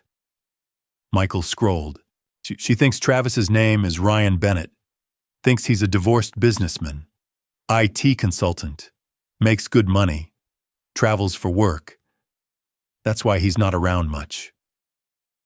Travis stared at the floor, wouldn't meet anyone's eyes. The house was purchased 4 months ago, Michael continued. Sale price $450,000, down payment $180,000, mortgage $270,000, monthly payment around $2,000. Giordano looked at Travis. $180,000 of my money. Used to buy a house for your girlfriend while you were married, while living in Luke's house, while planning to rob us both. It wasn't like that, Travis started. Then tell me what it was like. Silence. Michael kept reading. We tracked the rest of the loan proceeds. Bank records show multiple transfers, casinos, online gambling sites, poker rooms in Atlantic City. How much? Giordano asked. $150,000. Over 3 months. Amanda's head snapped up. What? Your husband has a gambling problem, Michael said. Not unkindly, just fact. The online poker mostly. Some sports betting. He was chasing losses, getting deeper. The loan was supposed to fix it. Pay off the gambling debts. Start fresh with Vanessa. You told me we needed money for Oliver, Amanda whispered, looking at Travis. For his future. For a better life. Travis said nothing. The remaining $90,000, Michael continued. Went to lifestyle expenses, jewelry purchases at 3 different stores in Montclair. Receipts show women's jewelry, engagement ring, necklace, earrings, all within the last 3 months. For Vanessa, I said. Yes. Also car lease, Lexus SUV. Monthly payments $500. Registered to Ryan Bennett at the Montclair address. Trips, hotels, restaurants. Michael looked up from his phone. You were building a whole new identity, new life, while your real life sat here waiting. One of Giordano's other men, the tech guy, spoke up. We contacted the insurance agent, Barry Simons in West Orange. He confirmed the policy.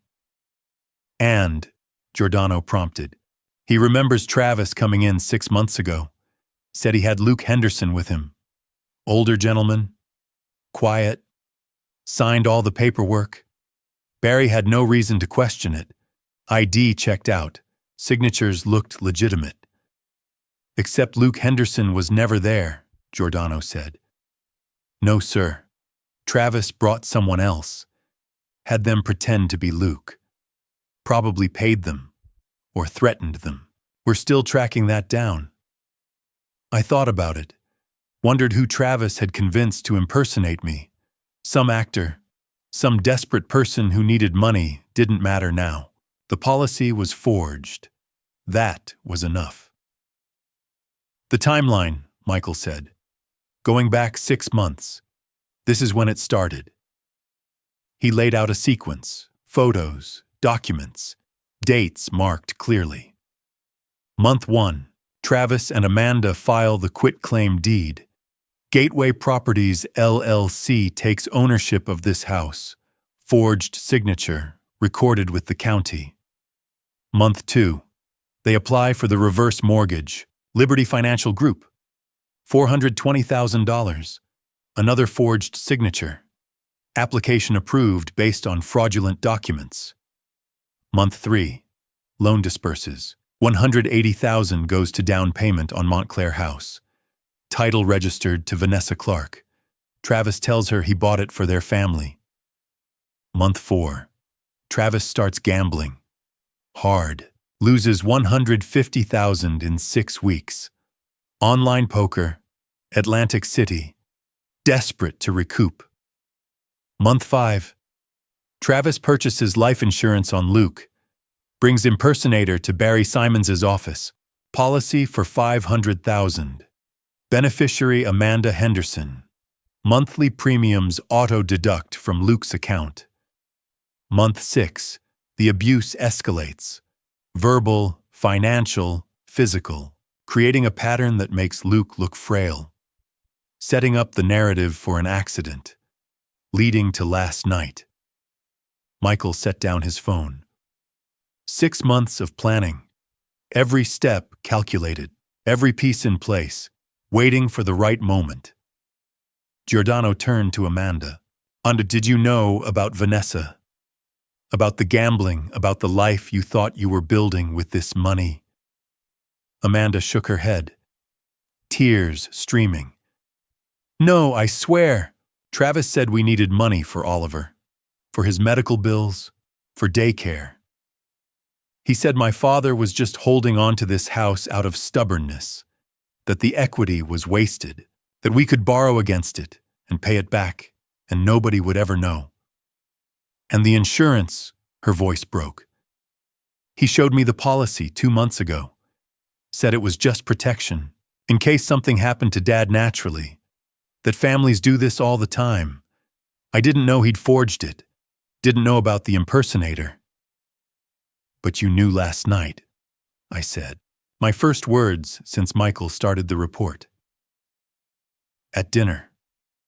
When I showed you everything. You knew then? Amanda looked at me. Yes. And you still pushed me. He said.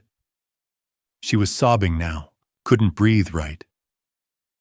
He said if I didn't, we'd both go to prison. That Oliver would be taken away. That this was the only way to protect our son. So you chose. I'm sorry. You chose Travis over me. Chose a life built on theft over telling the truth. Chose to push your own father down a flight of stairs because a man you'd been married to for 4 years told you it was the only way. She had no answer for that. Giordano stood, walked to the workbench, looked at all the evidence spread out. The photos of Vanessa. The bank records showing gambling losses. The jewelry receipts. The loan documents. The forged signatures. The insurance policy. $420,000, he said. Quiet. Travis, you stole from me. You stole from Luke. You lied to Vanessa. You manipulated your wife. You planned to collect insurance money on a staged accident. And when you got caught, you tried to blame Amanda for everything. Travis finally looked up. I can pay you back. I can. With what the girlfriend's house, your gambling winnings, the Lexus you can't afford. No answer. Giordano turned back to me. Amanda forged the signatures. She helped steal the house. She was part of the plan. But Travis orchestrated everything. Used her guilt. Her fear. Her love for her child. Made her believe she was protecting Oliver when really she was protecting him. He was right. I'd seen it. Watched it happen. Amanda had been manipulated. But manipulation didn't erase choice. She'd still practiced my signature, still forged documents, still pushed me when the moment came. Every piece of Travis's lies laid bare, and Amanda, she'd been his tool. But she'd made her choice when she pushed me. Amanda broke. Completely. It started with her hands. shaking so hard the zip ties cut deeper into her wrists. Then her breathing. Fast, shallow, hyperventilating. Then the sobs, deep, wrenching sounds that came from somewhere beyond grief, beyond fear, from the place where you realize you've destroyed everything and there's no way back. "I did it," she gasped. "I did everything. I forged the documents. I practiced his signature for weeks. She couldn't breathe. Tried again. I put shellfish in his coffee, twice, to make him sick, to make it look like he was declining. I remembered the ER visit 3 months ago. Hives, throat swelling. The doctor asking if I'd eaten shellfish. I'd said no, but Amanda had made my coffee that morning. Added something to it while I wasn't looking. She'd been testing, seeing if she could make me sick enough to create a medical record, a pattern of decline that would make my eventual accident look natural. "The Dad Project folder," Michael said, pulled it up on Travis's laptop, turned the screen toward Giordano. She made a timeline, asset list, contact information for conservatorship attorneys. She was planning to have him declared incompetent. Amanda nodded. Couldn't stop crying. Travis said it was the only way, that Dad was stubborn, that he'd never agree to help us. We had to take control, for Oliver's sake. "For Oliver," I said from the floor. "Or for you." She looked at me, eyes red, face destroyed. "Both. I don't know. I thought..." Her voice cracked. "You were never there. When I was growing up. You worked 70 hours a week. Mom raised me alone. And I was angry. I'm still angry. So you stole from me. I thought you owed us. You had this house free and clear, had savings, had everything, and we were drowning in debt. Oliver's medical bills, student loans, Travis's..." She stopped, realized what she was about to say. "Gambling debts," Travis finished, bitter. "Go ahead. Tell them. Tell them how you knew about the gambling 6 months ago. How you knew I was in debt to people who would hurt us if we didn't pay. How you were the one who suggested using your father's house." Amanda's face went white. "That's not..." "Yes, it is. You came to me with the idea. You said your father was old and alone and the house was wasted on him. You said we could borrow against it, pay off my debts, and he'd never know. This was your plan. Because you told me we were going to lose Oliver, that your bookie was threatening to hurt him. Because you wanted to believe it. Because you wanted a reason to take what you thought you were owed." Giordano let them yell. Let them destroy whatever was left between them. When they finally exhausted themselves, he spoke. "The child. Oliver. Where is he now?" One of the crew members answered. "Upstairs. Safe. We have someone watching him." "Good." Giordano looked at Amanda. "You put shellfish in your father's food, knowing he's allergic, knowing it could have ended him." "I didn't mean..." "You forged legal documents, stole his house, helped plan to collect insurance when he was gone. And when your husband told you to push him down those stairs, you did it. Not because you had no choice, because you chose your son over your father. Chose a life built on theft over the truth." Amanda nodded. "Barely. I can't go to prison. Oliver needs me." Giordano turned to me. "Luke, what do you want? I can make this disappear. Both of them. Vanessa never knows. Oliver never knows. They just go away. And your house is yours again, clean." I knew what he meant, knew what "go away" meant in his world. And for a moment, just a moment, I considered it.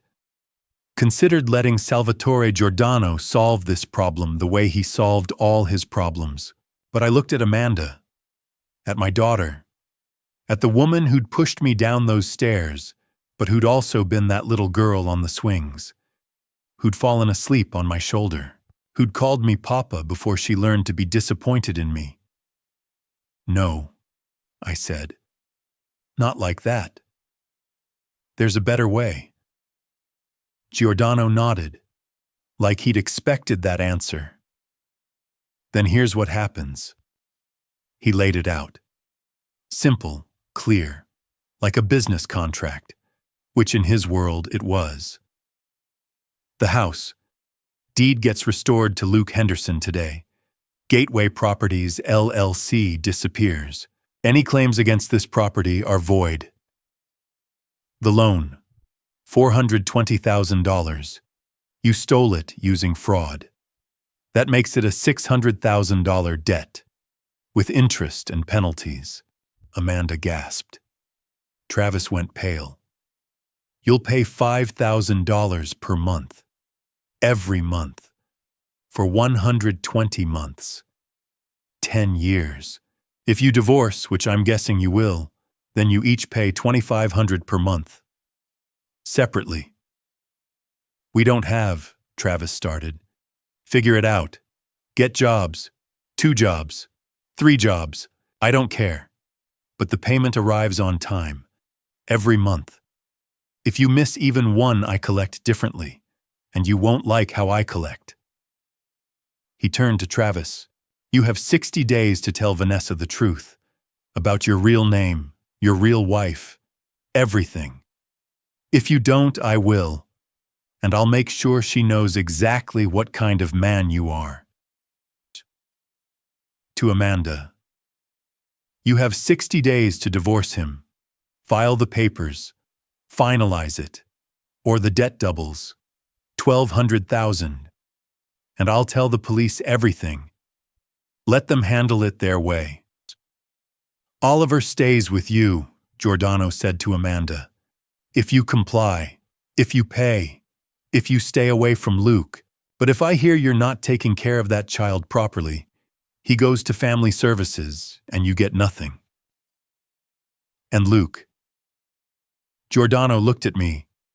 Reserves the right to call the police anytime you miss a payment. Anytime you violate these terms. He has all the evidence, all the documentation. It disappears only when the debt is paid in full. He stood, pulled out a document, pre-written, probably by his lawyer overnight. Sign this, both of you. It's a promissory note, legally binding, witnessed by Michael. If you default, I sue, and I win. And then we do things my way. Travis signed, hands shaking. Amanda signed, could barely hold the pen. One more thing, Giordano said. Quiet. Cold. If Luke Henderson dies under any suspicious circumstances while this debt is outstanding, I come for you. Both of you. And I come for everyone you love. Vanessa. Oliver. Your mother Amanda. Everyone. Do you understand? They understood. Outside sirens. The ambulance Michael had finally called. Paramedics came down, professional, efficient, checked my vitals, stabilized my hip and wrist, loaded me onto a stretcher. As they carried me up those basement stairs, the same stairs I'd counted on the way down, I looked at Amanda one last time. She was holding Oliver. The toddler was crying, confused, scared. Amanda's face was destroyed, makeup smeared, eyes swollen. She whispered, "Dad." I looked away, felt nothing. If you've stayed through the confrontation and the terms comment. Do you believe Amanda deserves a second chance? Or has she crossed a line that can't be uncrossed? Your perspective matters, leave it below. Gentle reminder, the story you're hearing contains fictionalized details crafted for emotional depth. Not everything is literal truth. If that's not your cup of tea, you're free to exit here. For those continuing, let's discover whether 10 years can heal a wound this deep. I spent 3 days at University Hospital. The surgery took 4 hours. Titanium pin in my hip, cast on my left wrist. They kept me for observation because of the concussion. Private room. Quiet. Michael visited once a day. Brought me books I didn't read. Sat in silence mostly. That's what old friends do. Giordano sent flowers, expensive ones. The card said, "Get well soon." The nurse thought it was sweet. I knew what it really meant. We have a deal, don't forget. Nurse Jennifer Walsh was on duty. The same one from my ER visit 3 months ago, the fall Travis had staged. She recognized me, looked at my chart, looked at me. "Another fall, Mr. Henderson?" "Basement stairs," I said. "Loose railing." She didn't believe me. I could see it in her eyes. But what could she do? I wasn't asking for help. Wasn't pressing charges. Just an old man who kept having accidents. "You should be more careful," she said quietly, meaning I know something's wrong, but I can't help you if you won't let me. "I will be," I said, meaning it's over now. Amanda called twice the first day, 4 times the second. I didn't answer. Let it go to voicemail. Deleted the messages without listening. On the 3rd day, she showed up. The nurse asked if I wanted to see her. I almost said no. Should have said no. But I said yes, one last time. She came in looking like she hadn't slept. Hair pulled back. No makeup. Wearing the same clothes from 2 days ago. Oliver wasn't with her, probably with a babysitter. She carried a folder. Divorce papers I'd learn later. "Dad." She started, stopped, couldn't find words. "You have 5 minutes?" I said. "I don't expect forgiveness. I just need you to know Travis manipulated me. He used my fear for Oliver. My anger at you. I thought I was protecting my son. I thought, you thought you could steal from your father and call it protection." Her face crumpled. I was desperate. "You practiced my signature for weeks. That's not desperation. That's planning." "Dad, please." "You poisoned my coffee. Twice. Made me sick enough to go to the ER. Created a medical record that would make my fall look natural. That's not manipulation. That's choice." She was crying now. "He said we'd lose everything. And you believed him. Because part of you wanted to. Because you've been angry at me since you were a teenager, and this gave you permission. You were never there." It burst out of her. Years of resentment. "Mom raised me. You worked 70, 80 hours a week. Came home exhausted. Fell asleep at the dinner table. I needed a father, and all I got was a paycheck. I worked so you could have a life I never had. So you could go to college. Have choices. Not grow up in the world I came from. I didn't need choices.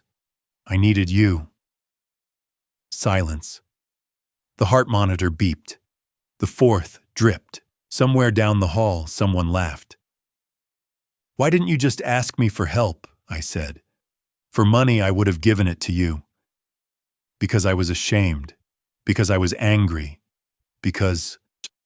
She looked down. "Because I wanted you to pay. For all the years you weren't there. For all the times I needed you and you were at work." There it was. The truth. Not Travis's manipulation. Not desperation. Anger. Old anger that had been waiting for an excuse. "So you took my house. My money. and tried to take my life.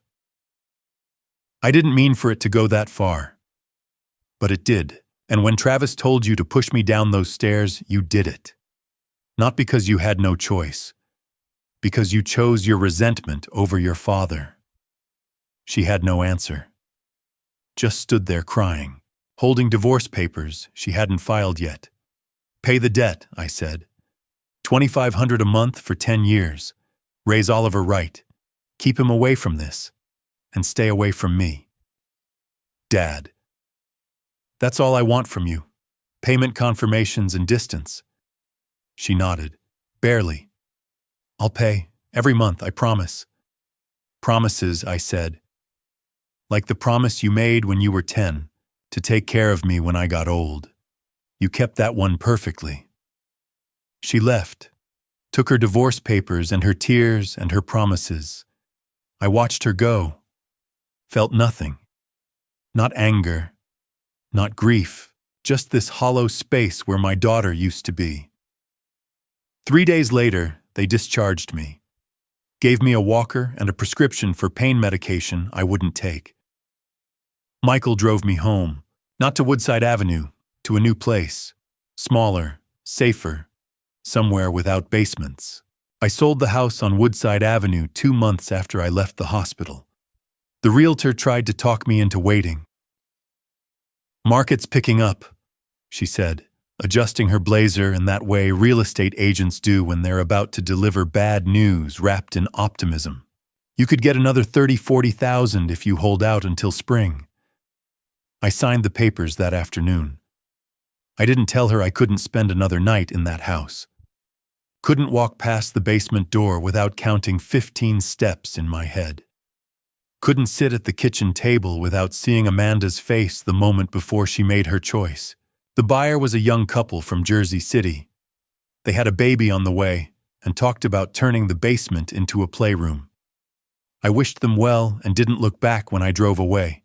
I found a 1-bedroom apartment in a building near Branch Brook Park. 3rd floor, no basement. The elevator worked most days, which mattered more now that I walked with a cane. The hip had healed well enough, according to Dr. Alan Fletcher, but it would never be the same. Neither would I. Physical therapy became my religion, 3 times a week at the clinic on Bloomfield Avenue. A woman named Dottie, 60-something, built like a fire hydrant with the bedside manner of a drill sergeant, put me through exercises that made me want to weep. But I showed up. Every session, I did the work. You're stubborn, Dottie said one afternoon, watching me struggle through leg lifts. I'm 70, I told her. Stubborn is all I've got left. She laughed at that. 70's not old. My mother's 86, and she still walks 2 miles every morning. She adjusted the resistance band around my ankle. You've got another 20 years in you, Henderson. Don't waste them feeling sorry for yourself. I didn't tell her I wasn't feeling sorry for myself. I was just empty. Travis went to prison 4 months after the fall. Michael called to tell me. Turned out there was an outstanding warrant from 2019, something about a real estate fraud scheme in Atlantic City. The kind of charge that gets buried when you're careful and surfaces when people start digging. Giordano's people had dug deep. 8 years, Michael said over coffee at our usual spot. He'll do 5 if he keeps his head down. And Vanessa, gone. Left him the day after the arrest. Moved back to Pennsylvania with the baby. Changed her number. I thought about the house on Mountainside Road. The nursery Travis had furnished with my money. The life he'd tried to build with lies and theft. Now it was just another empty property with a for sale sign in the yard. Good, I said. Michael studied me over the rim of his cup. You sleeping enough? That's not an answer. I looked out the window at the traffic on Bloomfield. I sleep fine, Michael. I just don't dream anymore. The first letter from Amanda arrived 3 weeks after I moved into the apartment. I recognized her handwriting on the envelope. Neat, careful, the way Patricia had taught her when she was 7 years old. For a moment I considered throwing it away unopened, but I didn't. Dear Dad, I know I don't have the right to write to you. I know I don't deserve your forgiveness or even a response. But I need you to know that I'm keeping my promise. I'm paying what I owe $2,500 every month on time. I'm working 2 jobs now, mornings at a dental office in Montclair, evenings cleaning offices downtown. Oliver stays with a neighbor, Mrs. Rodriguez. She's kind to him. I filed for divorce. It'll be final in 6 weeks. Travis won't fight it. He can't from where he is. I know this doesn't change what I did. I know saying I'm sorry means nothing after I pushed you down those stairs. But I am sorry, Dad. I'm so sorry. Every day I wake up and I'm sorry. Oliver asks about you. He doesn't understand why Grandpa doesn't come to see him anymore. I tell him you're busy. I don't know what else to say. I love you. I know I don't get to say that anymore, but it's true. Amanda. I read it twice. Then I folded it carefully and put it in the drawer of my nightstand. I didn't write back. The letters kept coming. 1 every month. Like clockwork. She told me about Oliver's preschool, about how he'd learned to ride a tricycle, about the time he fell and scraped his knee and cried for me instead of her. She told me about the divorce being finalized, about how empty the apartment felt, about therapy sessions and sleepless nights and the weight of what she'd done. She never made excuses. She never blamed Travis entirely, even though she could have. She just told me the truth month after month, whether I wanted to hear it or not. I read every letter. I kept them all in the same drawer, arranged in order. 24 letters over 2 years. A chronicle of a daughter trying to earn back something she'd lost forever. Michael asked me once why I didn't respond. Because I don't know what to say, I told him. You could say you forgive her. I don't. You could say you don't forgive her. I looked at him. What good would that do? He shrugged. Might give her some closure.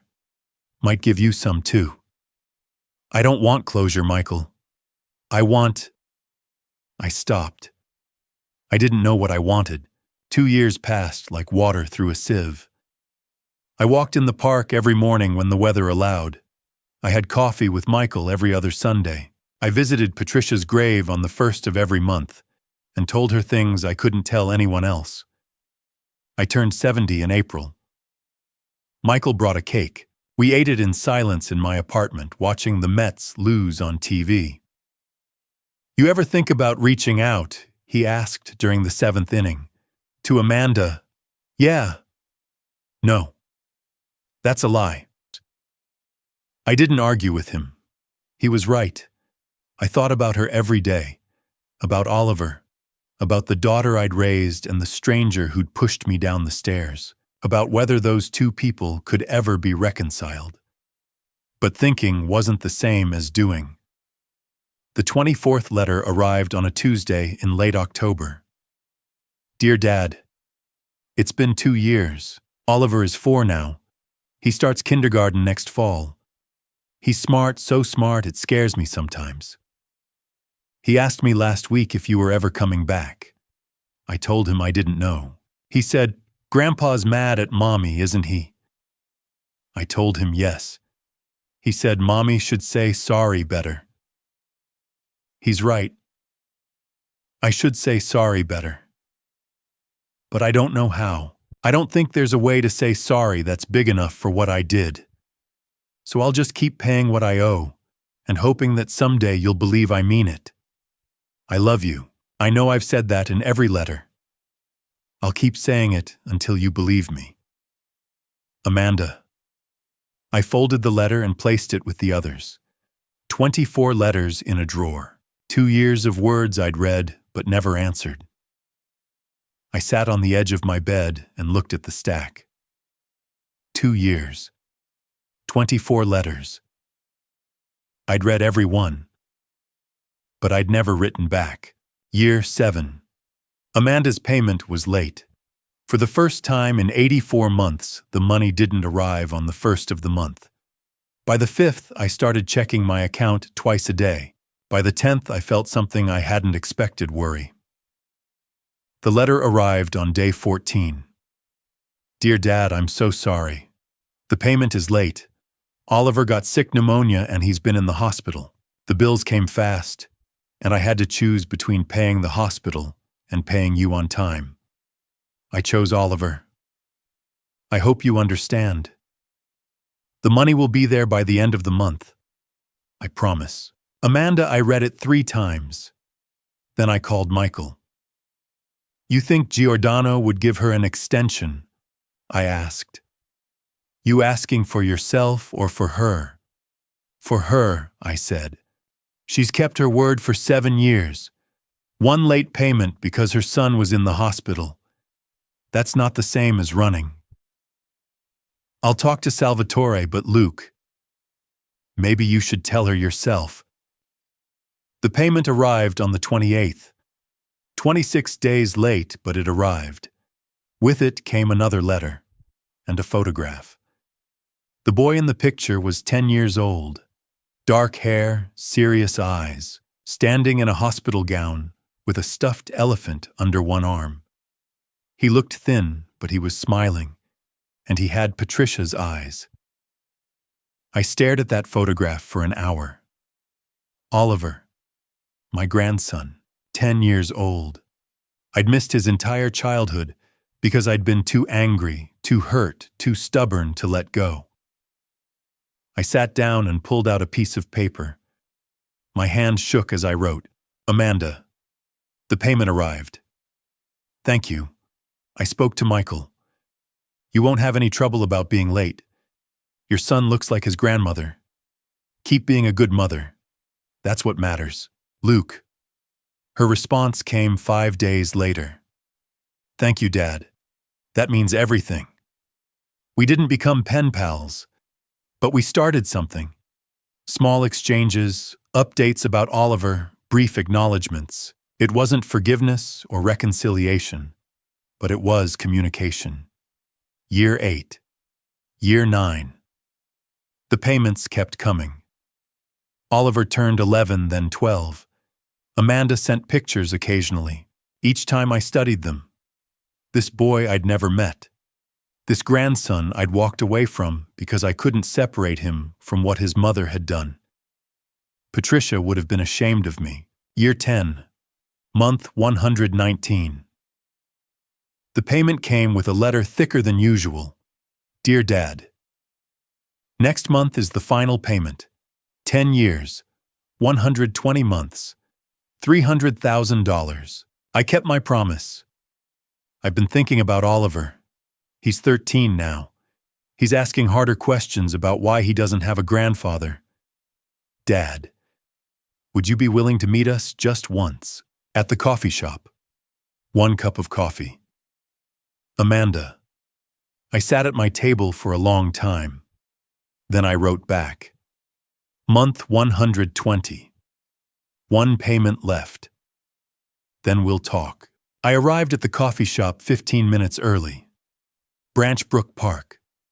Tuesday, 10 o'clock in the morning. The cherry blossoms were starting to bloom. Patricia and I used to walk here every spring. I found a table near the window. My cane leaned against the chair. She arrived at exactly 10 o'clock. Amanda was 46 now. 11 years had carved lines around her eyes and threaded gray through her dark hair. She looked tired, but when she saw me, something in her face softened. Hi, Dad. Amanda. We sat down, ordered coffee. Black, both of us. Oliver wanted to come, Amanda said quietly. I told him not yet.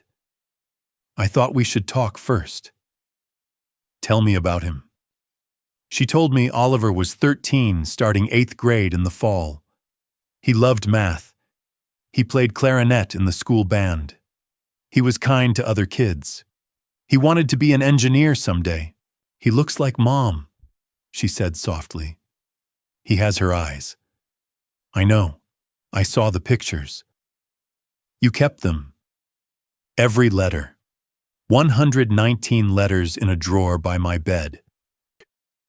Her eyes filled with tears. I didn't know if you even read them. Every single one. We sat in silence. I watched her add sugar and cream the same way she had when she was 7. I was angry, I said finally. For a long time. But I was also wrong. Not about what you did. That was real. But I was wrong about Oliver. He didn't push me down those stairs. You did. And I punished him for your mistakes. Dad. Patricia would have been ashamed of me, I said. She would have told me anger is easy and forgiveness is hard. I spent 11 years being right, and I missed watching my grandson grow up. Amanda wiped her eyes. I'm not that person anymore. I know, I said. I read your letters. I watched you pay back every dollar. I watched you raise Oliver alone. I watched you become someone your mother would have been proud of. I paused. Someone I'm proud of. She broke then, tears streaming down her face. I reached across the table, took her hand. For the first time in 11 years, I touched my daughter. Forgiveness isn't a moment, I said quietly. It's a choice I have to make every day. Some days will be easier than others. Some days I'll still see you at the top of those stairs. But today I choose to try. That's all I'm asking, she whispered. We finished our coffee, made plans to meet again next month. Same place, same time. Maybe next time Oliver could come. When we stood to leave, Amanda hugged me.